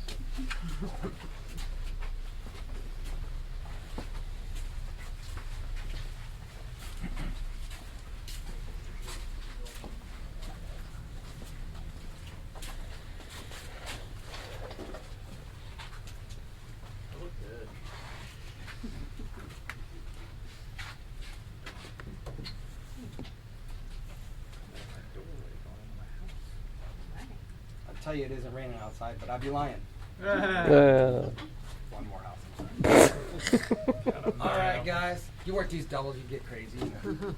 Coming into this scene, very necessary and very essential to our story. Now, we told you guys you're actually going to be crossing over, and this is kind of your first vision of you crossing over. So as you come in here, of course, unnecessary weird effect happens behind you there, and as you come into this particular scene, it's something called a never-ending mirror effect. And essentially what it is a real mirror facing a one-way security mirror and just a few candles underneath, and when illuminated from the inside, both reflect off each other, making it look like it goes on forever. So it kind of symbolizes you guys are kind of crossing over and now seeing things ethereally forever.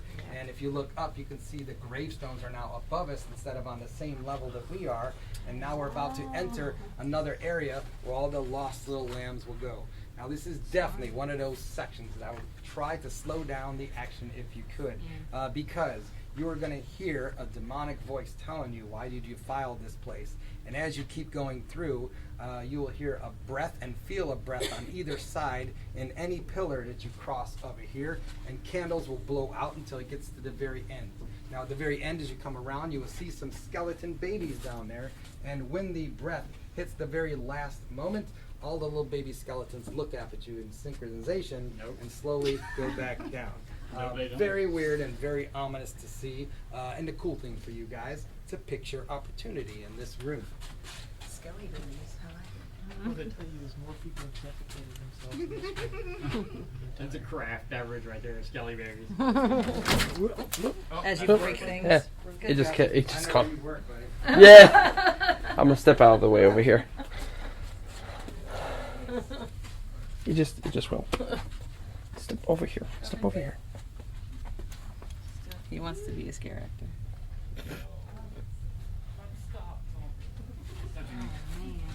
Of course, the piece of my audio we chose as you come through here, as after all the fans will hit you and kind of that breath of fresh air. Essentially, she says, "My children." There's a trigger right here. So. Pew.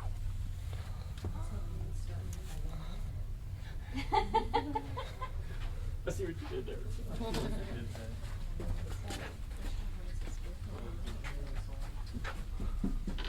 Nope, that's not the whole. That's cool. Oh gosh. I'm just letting you know we're having a smell thing.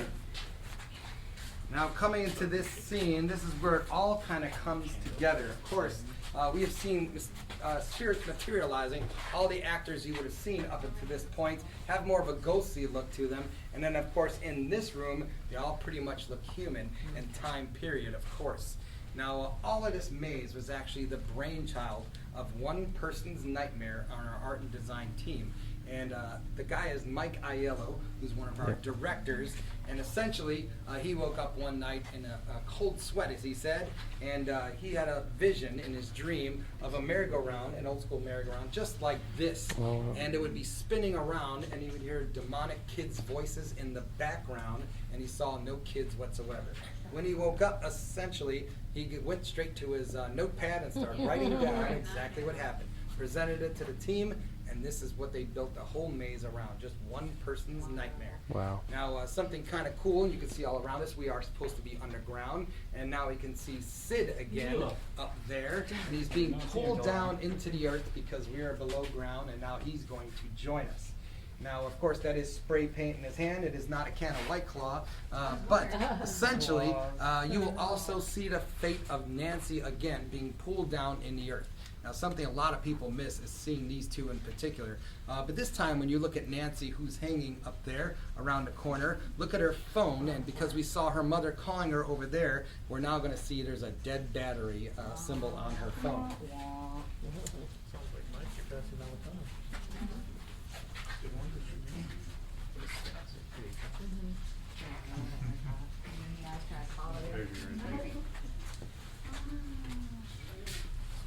Oh, yep, dead battery. Oh yeah.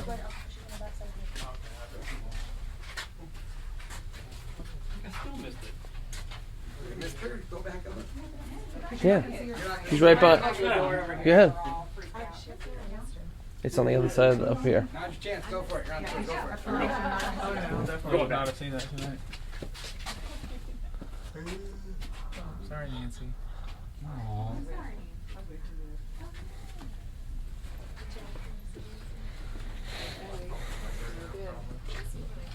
We're definitely getting further on her. My hood. It's bringing you down. My hood is wet. I'm sorry. So this is where the maze actually all comes together, and this is where you come face to face with the glowing mother, Evangeline Albright, and there she is to your left. So she is the oldest inhabitant of this place, and now we're about to cross over. Now, for years and years, we've been trying to get this effect approved, and we finally did. Now, going through it, even in not show conditions, with total light on, just to give you a word of warning, we're about to go through a place that is void of sound and void of color. So essentially, it's going to be like you're crossing over.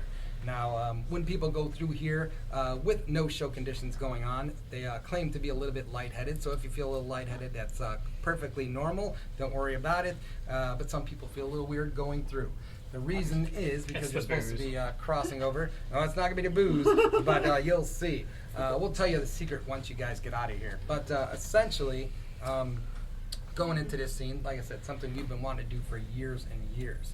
Now, people are so used to hearing reverb. They're used to hearing echo, and when you don't hear it, it freaks you out. So in this little room where we're going, if you want to talk and really hear what you sound like, you can do that. And sometimes it'll freak out the people behind you.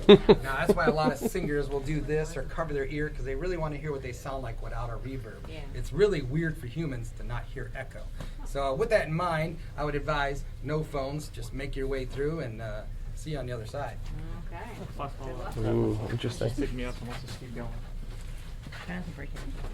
Try not to. Nope, don't like that. Nope, nope, nope. What? Nope. Oh boy, here we go. I know. Ooh. Oh wow. Oh, that's crazy. Oh. Oh wow. It's kind of hard to hear without. Oh my gosh. Whoa. That's not even part of the show. Somebody just left that there. That was weird. I got you, Jimmy. I got you. We're hearing this one last. All right, looks like everybody made it through. Are you taking account? Are you coming? Yeah, We're missing one. Like we got it. All right, anybody feel a little lightheaded going through there? No. Anybody feel weird going through Yeah, there? it was weird. It's All right. audio weird. Yeah, some people feel a little bit weird, feel a little crazy when they go through there, but essentially what that is a soundproof room. Now, there's about 4 feet of soundproof on either side of you. And with the fire marshal and building inspector, they could only do it for exactly 12 feet. If we went beyond that, we wouldn't be able to do that effect. And because of safety reasons, essentially, there has to be an audio cue. You have to be able to hear audio all throughout a maze, especially with these special amusement codes that we have here. So in there, we had to put speakers. So we actually did something twofold to freak people out. Of course, if there was a real emergency, it would come over and tell you, please evacuate the building. And since there's no light in there for that 12 feet, the exit sign would illuminate a little bit a little bit brighter, excuse me, and essentially the audio that's in there now would cease. Speaking of the audio, to freak you out even more in that room, it's going to be demonic children's voices in surround sound. Oh, sending fantastic. Forward. So you might hear voices behind you, in front of you, and on the sides of Thanks, you. Jimmy. Yeah, Didn't miss you're my kids at welcome. all. Appreciate it. So, demonic kids you got? All right. Yeah, So, just the one last scare we're going to get you with, of course, you will see Evangeline Albright, the glowing mother, once again, except this time she's going to take a human form and pop out to give you a scare Oh, nice. from there. So, she's going to send you on your way. So, And, of course, there's gonna be a we wet make spot it right here. What they don't mention is just the building of lawyers that it takes to put this together. Yep.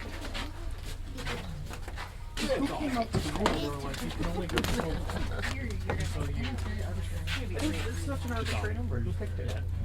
What happens after 13 feet? Like, what if it runs to 13 feet? 13 just a weird. Well, in the maze that we have, every 50 feet of a path, you have to have an exit sign. So this is only 12 feet because sprinkler systems, for the most part, in these special amusements, can only reach 12 feet at a time. All right, so I've had any gremlins on tour, bright lights in our future, so put on your sunglasses. Oh, no, from all along. It's like coming out of the pony. Huh? Those don't make it tiny. It's Rain, late.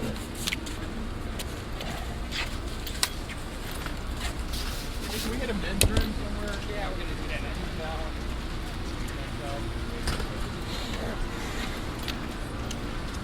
pretty cool. And it's like I went in the car, it was raining. I rode around, came back out.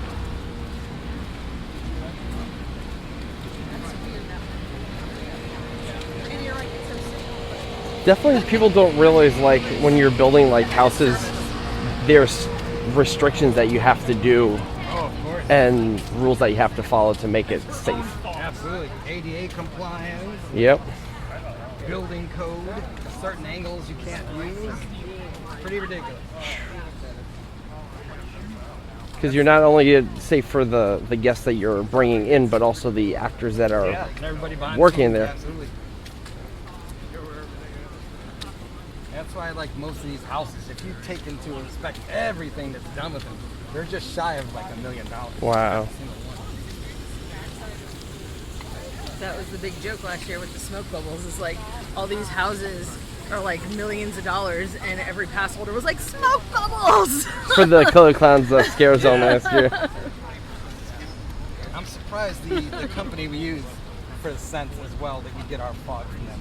Froggy's fog. They have something called techno bubbles. Techno And bubble. they are the fog within a bubble.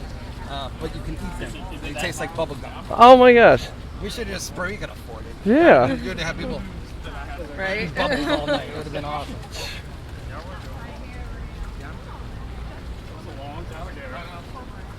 But yeah, it was a couple years back. I think it was last year or the year before, when Hagrid's was being built. They had that little special beam that you could sign, and it was like right over here. Yeah.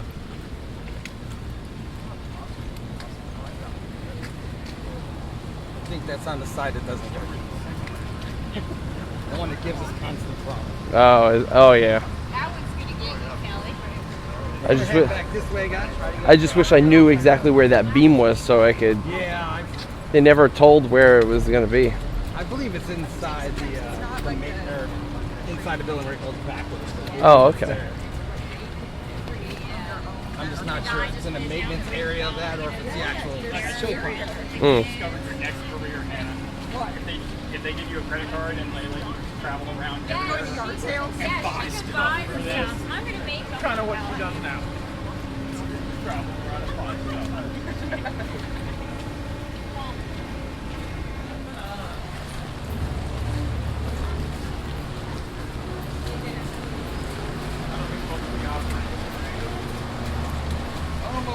Almost there.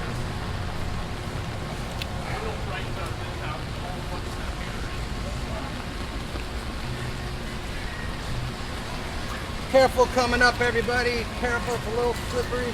Careful back there, guys.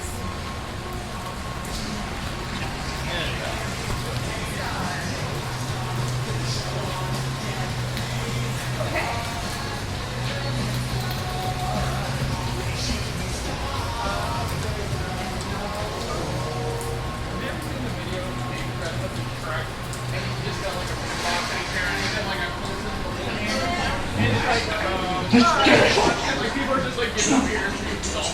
Yeah. He's dressed up as a That would be a giant. Much worse. They'll never see the freshly peeled skin.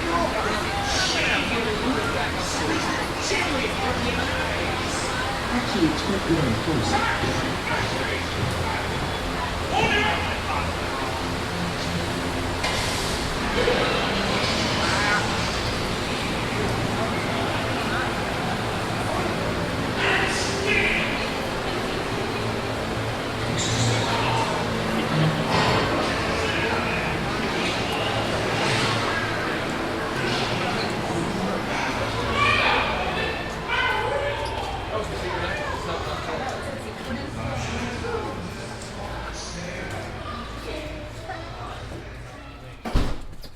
Did open, very successful, a greedy landlord this year. So permanent location next year. All right, everybody. So this is Killer Klowns from Outer Space. Now, if you want the picture of the Party City going crazy, you're more than welcome to take a picture of that backdrop. But in either case, if not, we're gonna meet in this first room. That's where the projection is, right here.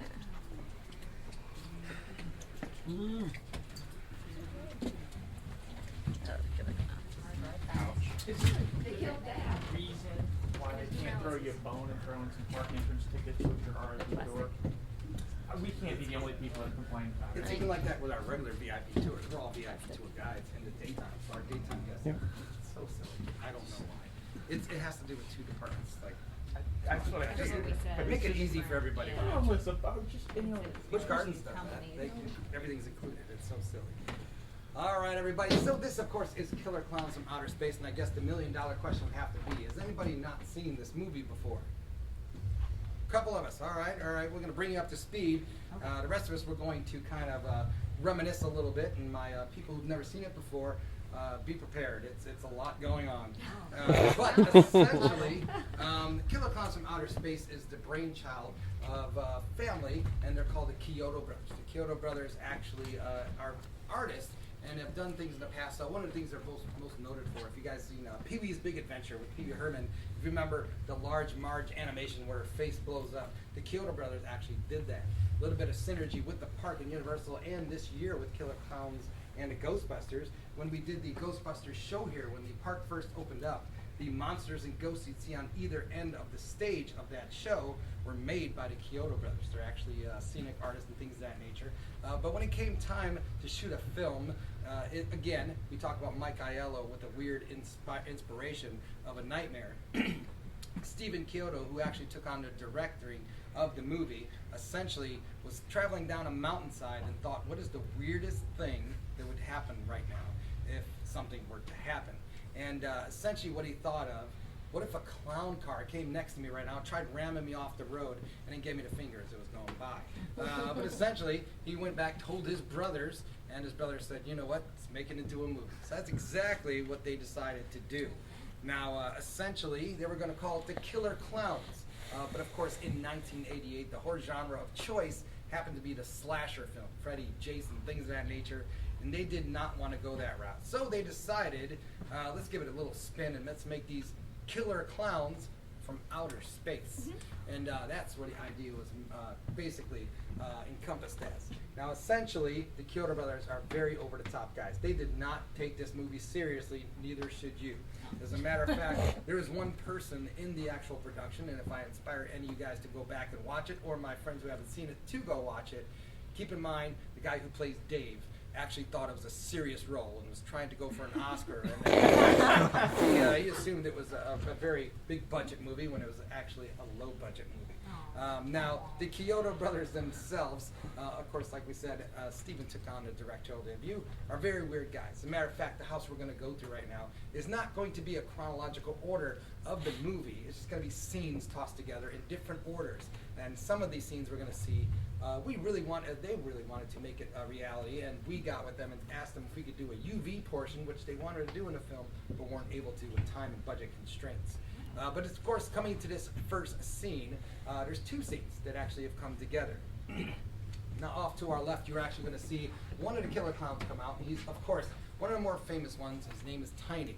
Now, when he comes out, he's going to have some boxing gloves. And the reason he does is because in the film, when they invade this small town of Crescent Cove, essentially all the clowns come down, and of course, one of them visits a biker bar. And a bunch of bikers are outside, and they look at Tiny, who rides up on a tricycle motorcycle, and they ask one gentleman in particular, "Can I take a ride on your bike?" And he says no. He says, "Can I hit the horn?" which of course is the clown horn, and Tiny says yes. The biker then picks up the bike, slams it on the ground, and destroys it. Tiny jumps off the screen, comes back and has boxing gloves on. And for any of my friends who've seen the movie, when the gentleman approaches him, you know what he says? Hey, you're gonna knock my block off? Exactly, that's exactly what he does. He hits his head and it lands into a garbage can. Now, also over here, the Killer Klowns, the Kyoto brothers took a lot of inspiration from their past. Now, the opening scene of the movie has to do with a couple on a mountaintop, and of course one of those makeout spots that you can go to in California, and they see a big comet going by, and it lands not too far from where they are. Now, it's actually a direct nod to two things. In the 80s, that's the last time you're able to see Halley's Comet go by, and also it's the opening scene of the Blob movie. The Blob, when the comet comes down, of course the young lovers go to see what happened. In the Blob, they see that it's actually a meteor, but in Killer Klowns, when they arrive at the spot where it crashed, happens to be a big circus tent. And of course, this is a circus tent. Let's go inside, and that's where the story kind of opens up. Now, when they come into the town of Crescent Cove, a very aptly named restaurant, Big Top Burger, we see one gentleman who's throwing out garbage, and right before that scene, you see one of the Killer Klowns who have made its way down to earth, dumping popcorn kernels in this dumpster. Now, we have no idea what it is until a little bit later. This is where it starts to get weird. You guys, I do apologize to my friends who haven't seen it. These clowns are made from little popcorn kernels, and that's how they kind of breed, and of course they turn into monster clowns, killer clowns if you would, and it just gets a lot weirder from here. Makes total sense. Yeah, total sense. But to show you the style of the Kyoto brothers, this actor, if you go back and watch the movie, or for the first time, the actor that portrays this role who gets sucked up into the dumpster, he was a stuntman and a friend of the Kyoto brothers. And one of their friends said, "Yeah, I got a guy that's perfect for this role. He's a stuntman. He can do some of your stunt work if you need, and put him in the movie for a couple minutes if you want." So basically, the Kyoto brothers said, "Yeah, bring him in for an audition." When he went into his audition, the one friend that knew the Kyoto brothers said, "All right, do your thing." And essentially, the guy stood there, and his friend kicked him in his private part, and he started laughing. And the Kyoto brothers keeled over laughing and said, "That's cool, you're hired." You're in so basically, he does make an appearance later on in the film, and does a little bit of stunt work going forward. Now, the reason these clowns are here, we're going to find out in just a few minutes coming around the corner. The first time you see these puppets over here, like Punch and Judy, essentially, there's a puppet show going on, and one puppet is being controlled by a killer clown. And then, of course, the one individual who's watching this show happen in a gazebo gets shot with the laser gun. And the laser gun turns him into cotton candy. And essentially, the cotton candy melts your body down into mush, and these killer clowns suck it up to a straw, and that's how they thrive and survive. Still with me, makes guys? sense. Still with me, the people who haven't seen the movie? All right, good luck for the rest of it. Going forward, we're going to go and see more residents of Crescent Cove. You'll notice the pool doors are a lot higher for our clowns.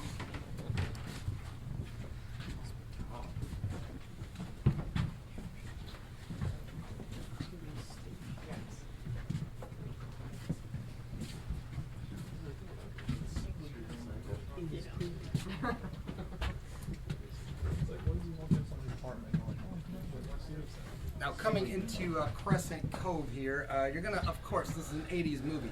You have to have an antagonist and probably somebody, an authority figure And this happens to be somebody named Mooney, and essentially the killer clown behind us here sticks his hand up his back and makes him a marionette puppet and kind of kills him to show you how weird this movie is starting to get. Now, we talked about transitions in our haunted maze, especially Universal Monsters. Very unique style that we had. In this particular house, as you go from scene to scene, the transitions, let's just make it cotton candy around the doorways.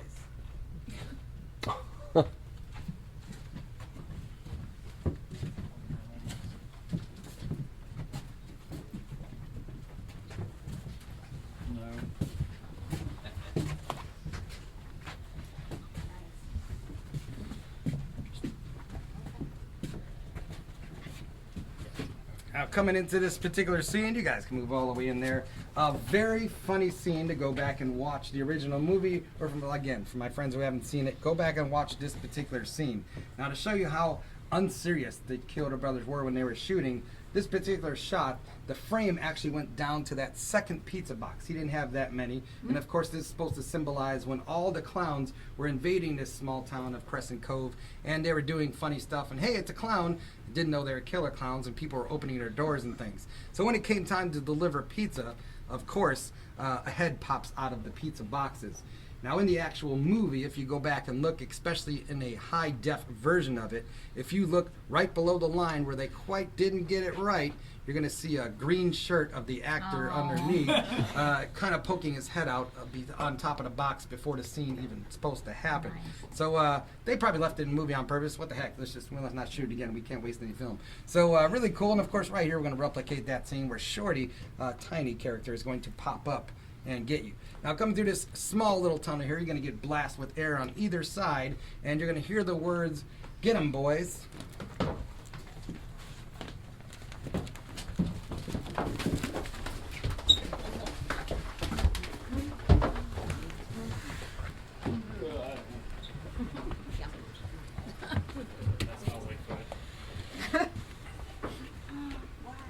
I'll spin here a while. A little bit.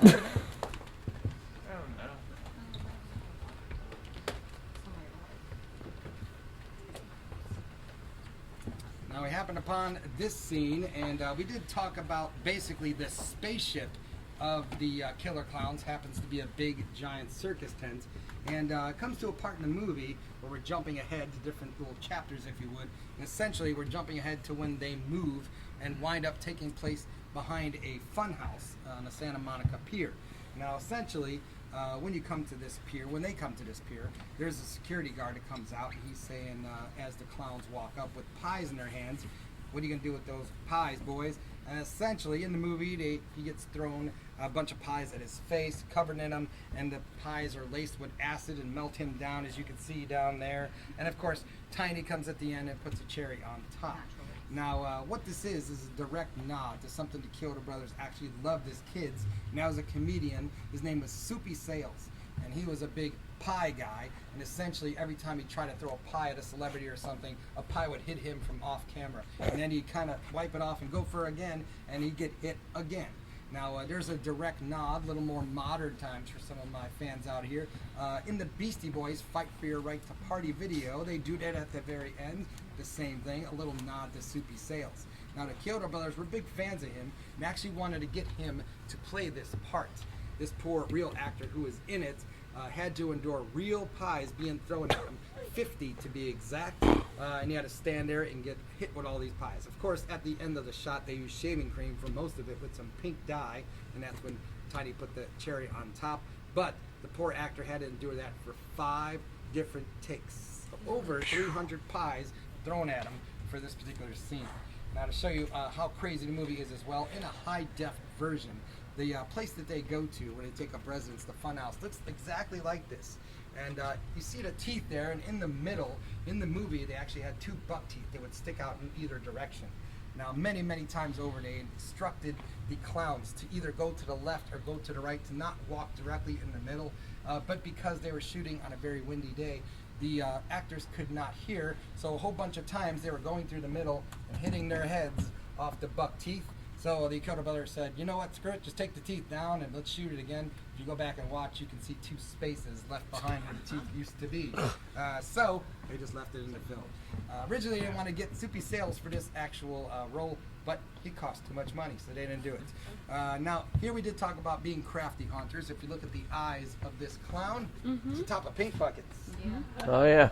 But here is a picture opportunity for you guys.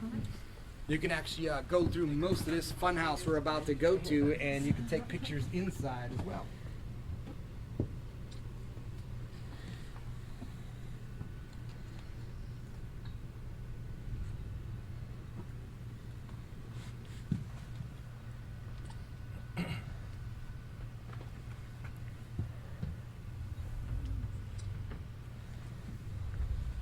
And like I said, once we go inside here, pictures are still allowed in the funhouse.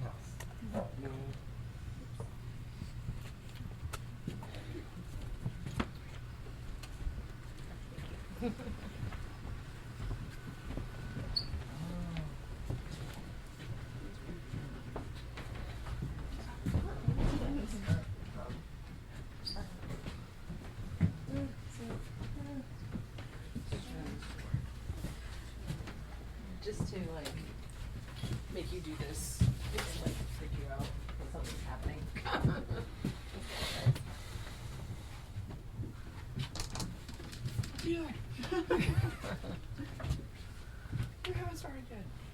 Now, the very unique thing about the building we're in is this is actually the Shrek building, and there's 2 theaters, and we're in theater number 2. During our slow times, they do not operate this theater, so it became a perfect opportunity for us to put a haunted house in.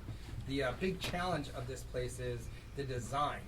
The floor is actually stadium seating, and essentially we had to build a floor below us that levels it all out. So year after year, you will see these panels arrive underneath us, and they're all numbered individually underneath to give it a flat, level floor for the entire maze. To give you a sense of where we're at, if the theater was actually running, the projection booth is just directly above us right back there. Just a moment ago, we walked through the curtain when we came into the maze, so we're trying to go around. Kind of neat to see where this ends up at the end. You'll see what I mean. But of course, as we come into this area, a little more covered, a little more claustrophobic, you will notice all these strings. It's perfectly okay to do that. You can pull on it because people are waiting for those guest-activated triggers. And you can pull to your heart's content. In this particular room, nothing's going to happen. In the next room, that's a whole nother story. Now, of course, one scary one to get you in here, because we are kind of confining you in this space, and it echoes, as you can hear as I'm talking a little bit, is the drop panels over here to your right as you enter the scene. 2 of them to be exact, and there's static figures behind. Now, the whole big distraction is because the actor on our left over here actually has the opportunity to open not 1, but 2 of these doors and slide them open. Now, as soon as you guys come on this side, Don't like that. you will see a clown on wheels over here. Now, the actor, if they choose, can move the clown to that side or this side, or stand in front of him, or they can scare together. He can move them onto the scene, and whatever they want to do. So imagine this particular area, if they win House of the Year, you'd have 3 little clowns in here freaking you out and going back and forth and probably running in and out of doors. But really, really unique. They can actually close it, move the clown really quickly, move him to the other side, and change places. So a real unique opportunity. Now, the next scene we're about to go into, pictures are allowed again. Nothing's going to happen now, but you will see some buttons. And if you do come to the event tonight or in the future, I'd advise you hit those buttons. Something might happen. Always hit the button. I never noticed these little foot pedals. Oh, there he is, honey. Oh. I think I did them last time.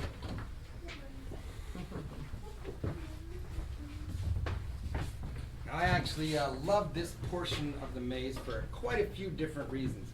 Number 1, this is probably as big as the real set was on board the ship. And the Kyoto brothers, of course, since they were trying to save money, would probably shoot one shot this way, and of course jump over there, shoot it that way, hit the other side, shoot it this way if actors are running down the hallways. Now, going back and watching the movie, there are buttons all around the ship that even some of our heroes hit. And most of the characters, we'll tell you in a minute who they are, actually hit buttons in synchronization of some sorts, and things happen all throughout the ship. When you go back and watch that, they actually, to save money, cut up bouncy balls in the middle and glued them onto the set itself. So they actually do nothing. Now here we painted some of them, and a couple of cool things about the room we just entered are those lid buttons that are over there.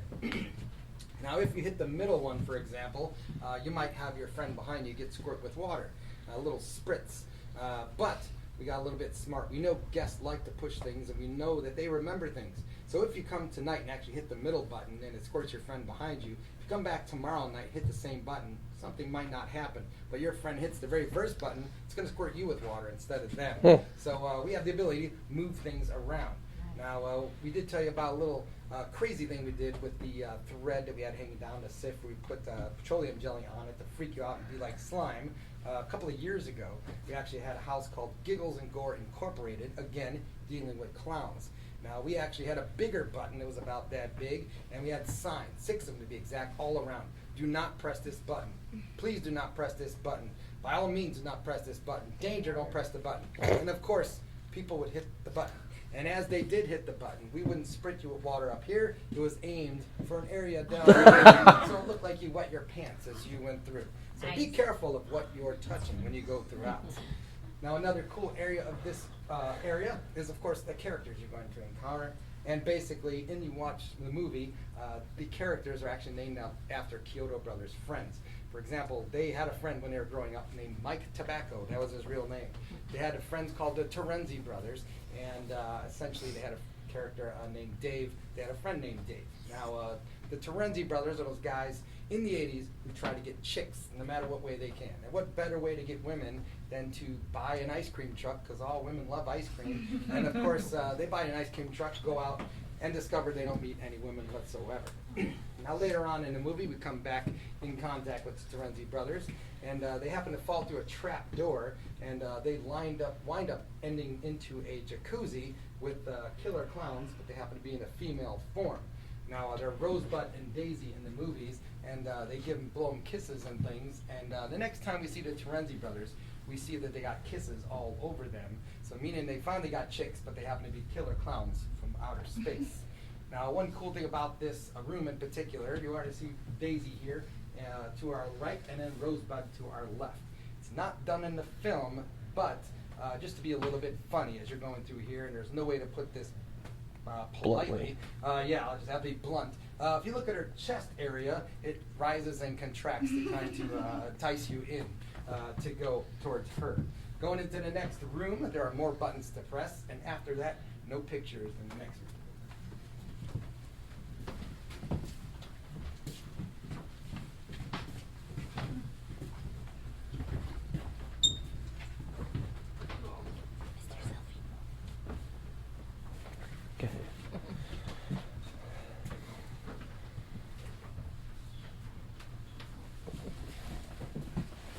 That actually came out good.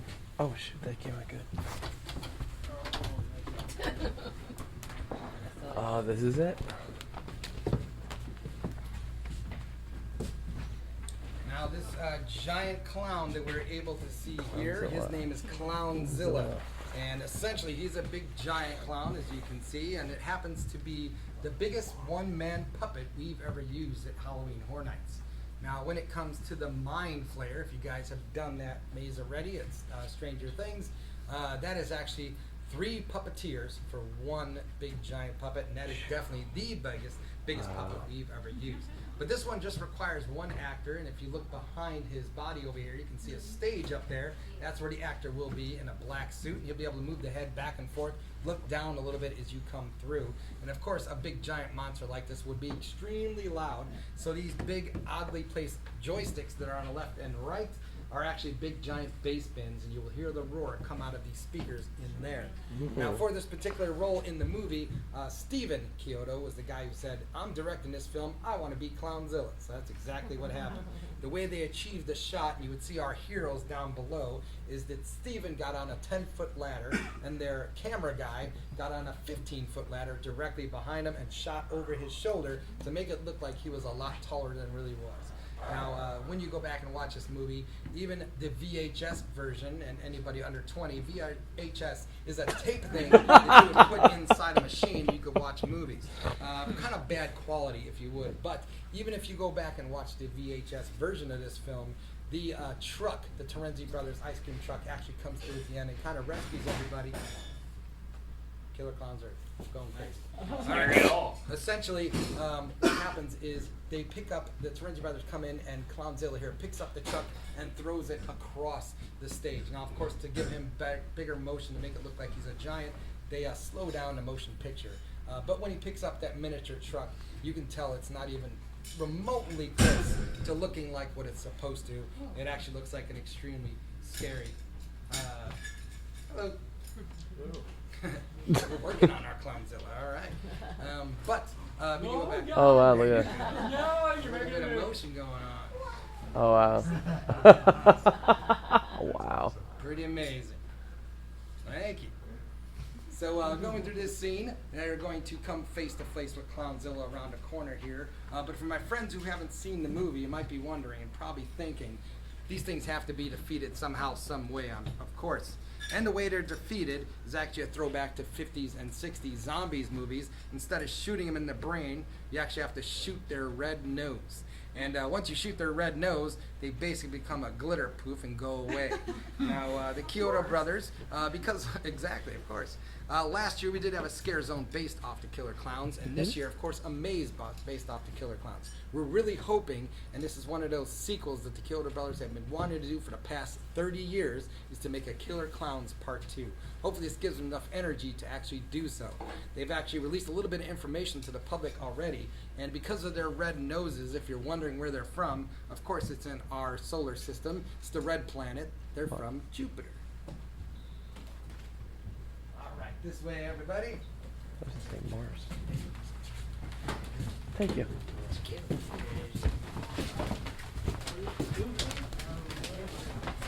Ow. Yo, watch out. Oh. No. Yep, that'll get you. So a little up close and personal look with Clownzilla for one last scare, of course, off to our right. Wow. Now the amazing thing about this house is we talked about scents will hit you, and of course we already smelled dead earth and flowers. In our Nightingale's house, you're going to smell rotting flesh and dry blood, of course. In this particular house, you're going to smell beautiful smells. Ice cream, popcorn, and of course cotton candy as you go through.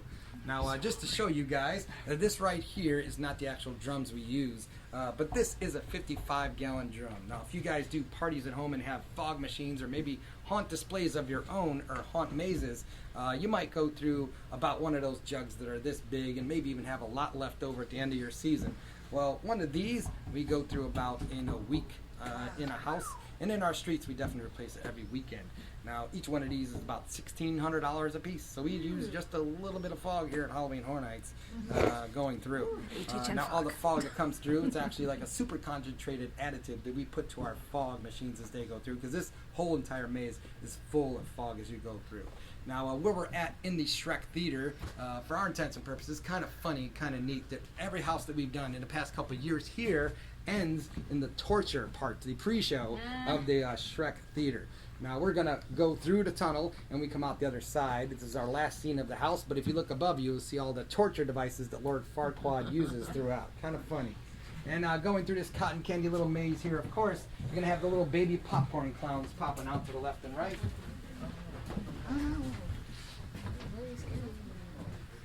Kelly was like, I'm so hungry. Yeah, I'm pretty hungry myself, man.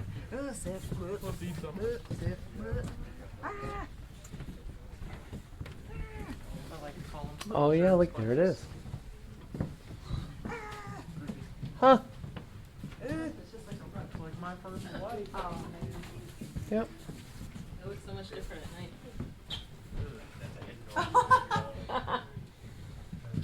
Now, of course, coming in here, you're going to see the convergence scare. A bunch of clowns all over. The cool thing for this, pictures are available in this room. If you look really closely at these masks, you can actually see slits underneath the eyes. sorry. These are the actual masks that our people in the house wear. So you can see where they have a limited view of where they can look out of. This is like in Jack's house. When you walk around. So what it would be basically like right It's, here. yeah, if you can see it down there in the bottom, it's Wow. like in the wrinkles, actually. Interesting. So these actors have very limited Oh, wow. visibility.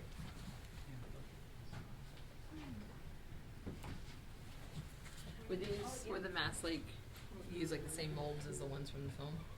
Like when they made them? No, Or we actually sculpted them out. No. Oh, really? Yeah, we didn't get, they didn't have any molds in the original mask. The Kyoto Brothers. We did ask them how to replicate the cotton candy cocoon. And again, flower pots flipped upside down with the material. It looks so much different. In the daytime, it doesn't look as impressive. Yeah. I get it. One cool thing to mention in this room, of course, right before you leave, you're going to hear the iconic Killer Klowns from Outer Space theme song. And essentially, the Kyoto Brothers again called upon some friends who had some pull in the music industry, and they knew somebody called a band called the Dickies, and asked them, hey, would you guys be interested in doing a song for our movie? And of course, the Dickies said, yeah, absolutely, it'll be our first soundtrack, we're all on top of it. Do you have any rough cuts of the movie or video that we can see? They said, oh no, it's not even done yet. Well, how far along are you guys? Yeah, we haven't started shooting yet, as a matter of fact. The Dickies actually came back to him not too far after, gave him back the song and said, what do you guys think of this? And they heard it, listened to the lyrics and said, you know what, we're on the same page because all the ideas that you guys put in this song, we thought of putting it in a movie. And they blatantly ripped off most of the ideas in the song. But essentially, that shows you the quality of the Kyoto Brothers. Now, when we go through here, of course, one last scare. It's just more of a funny house than it is a scary house as you go through. But you are going to see the Terenzi brother once again. We saw him halfway through the maze. When you see him over here this time, remember we talked about Rosebud and Daisy. You're going to see a bunch of kisses all over his face.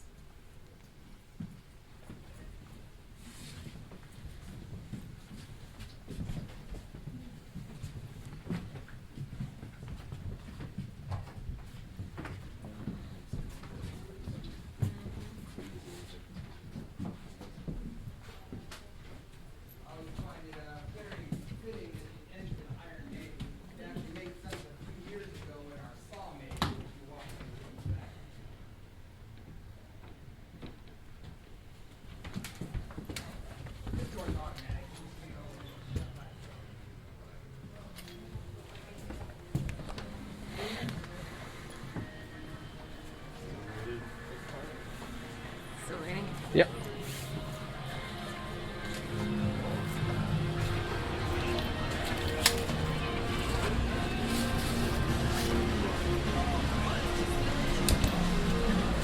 They're good.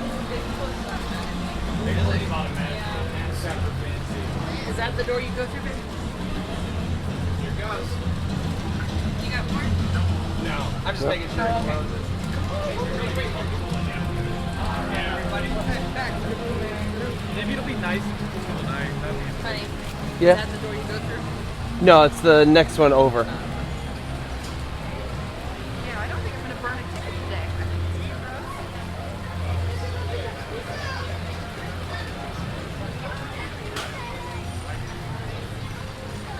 Maybe next year we'll do the 6 house tour.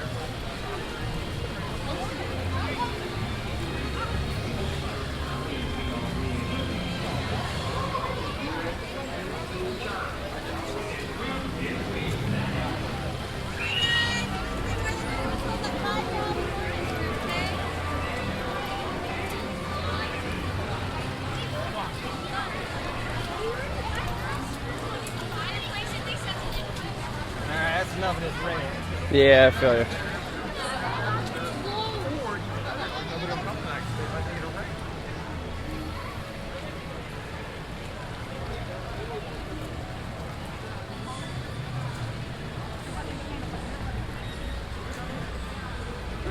They just texted out about 15 minutes ago. Does anybody want to stay for a double?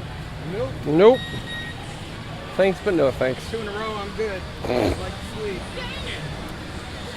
Sleep, what's that? 3 more nights.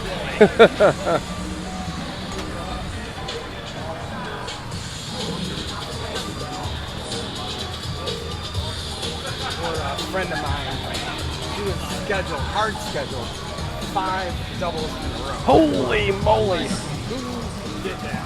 Why?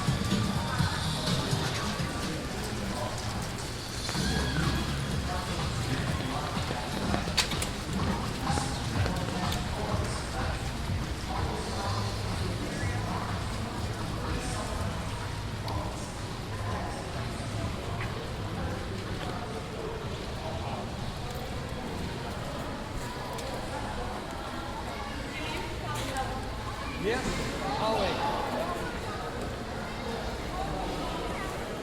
If it's not Jimmy, it's usually me.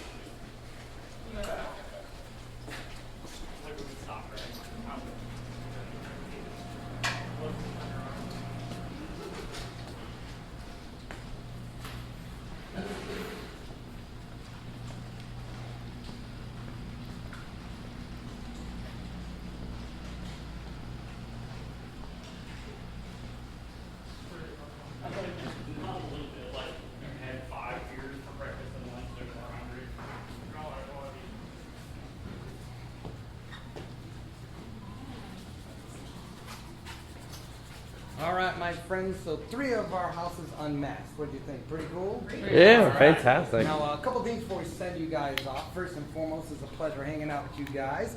And if you are coming to the event tonight, we're going to be pretty busy. So I would expect to be maybe at 5:30 to get in line.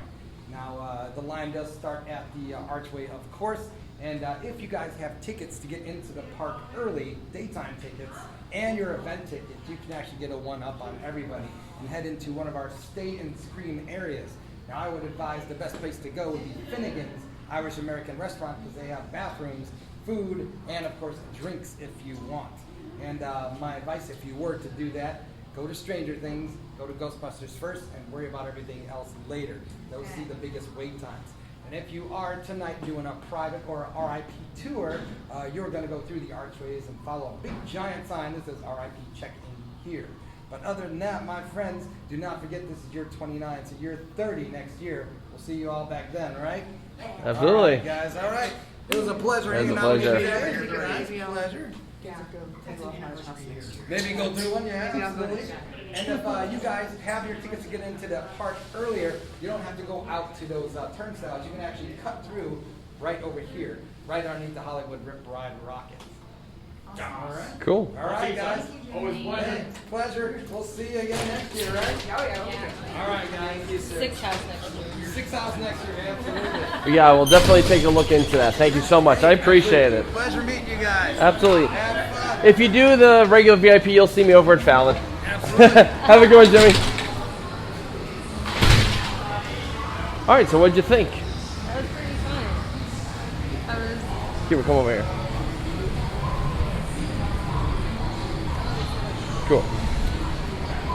So we did the 3 houses of Halloween Horror Nights. We did Universal Monsters Graveyard Games, where my microphone almost ripped a piece of the set down.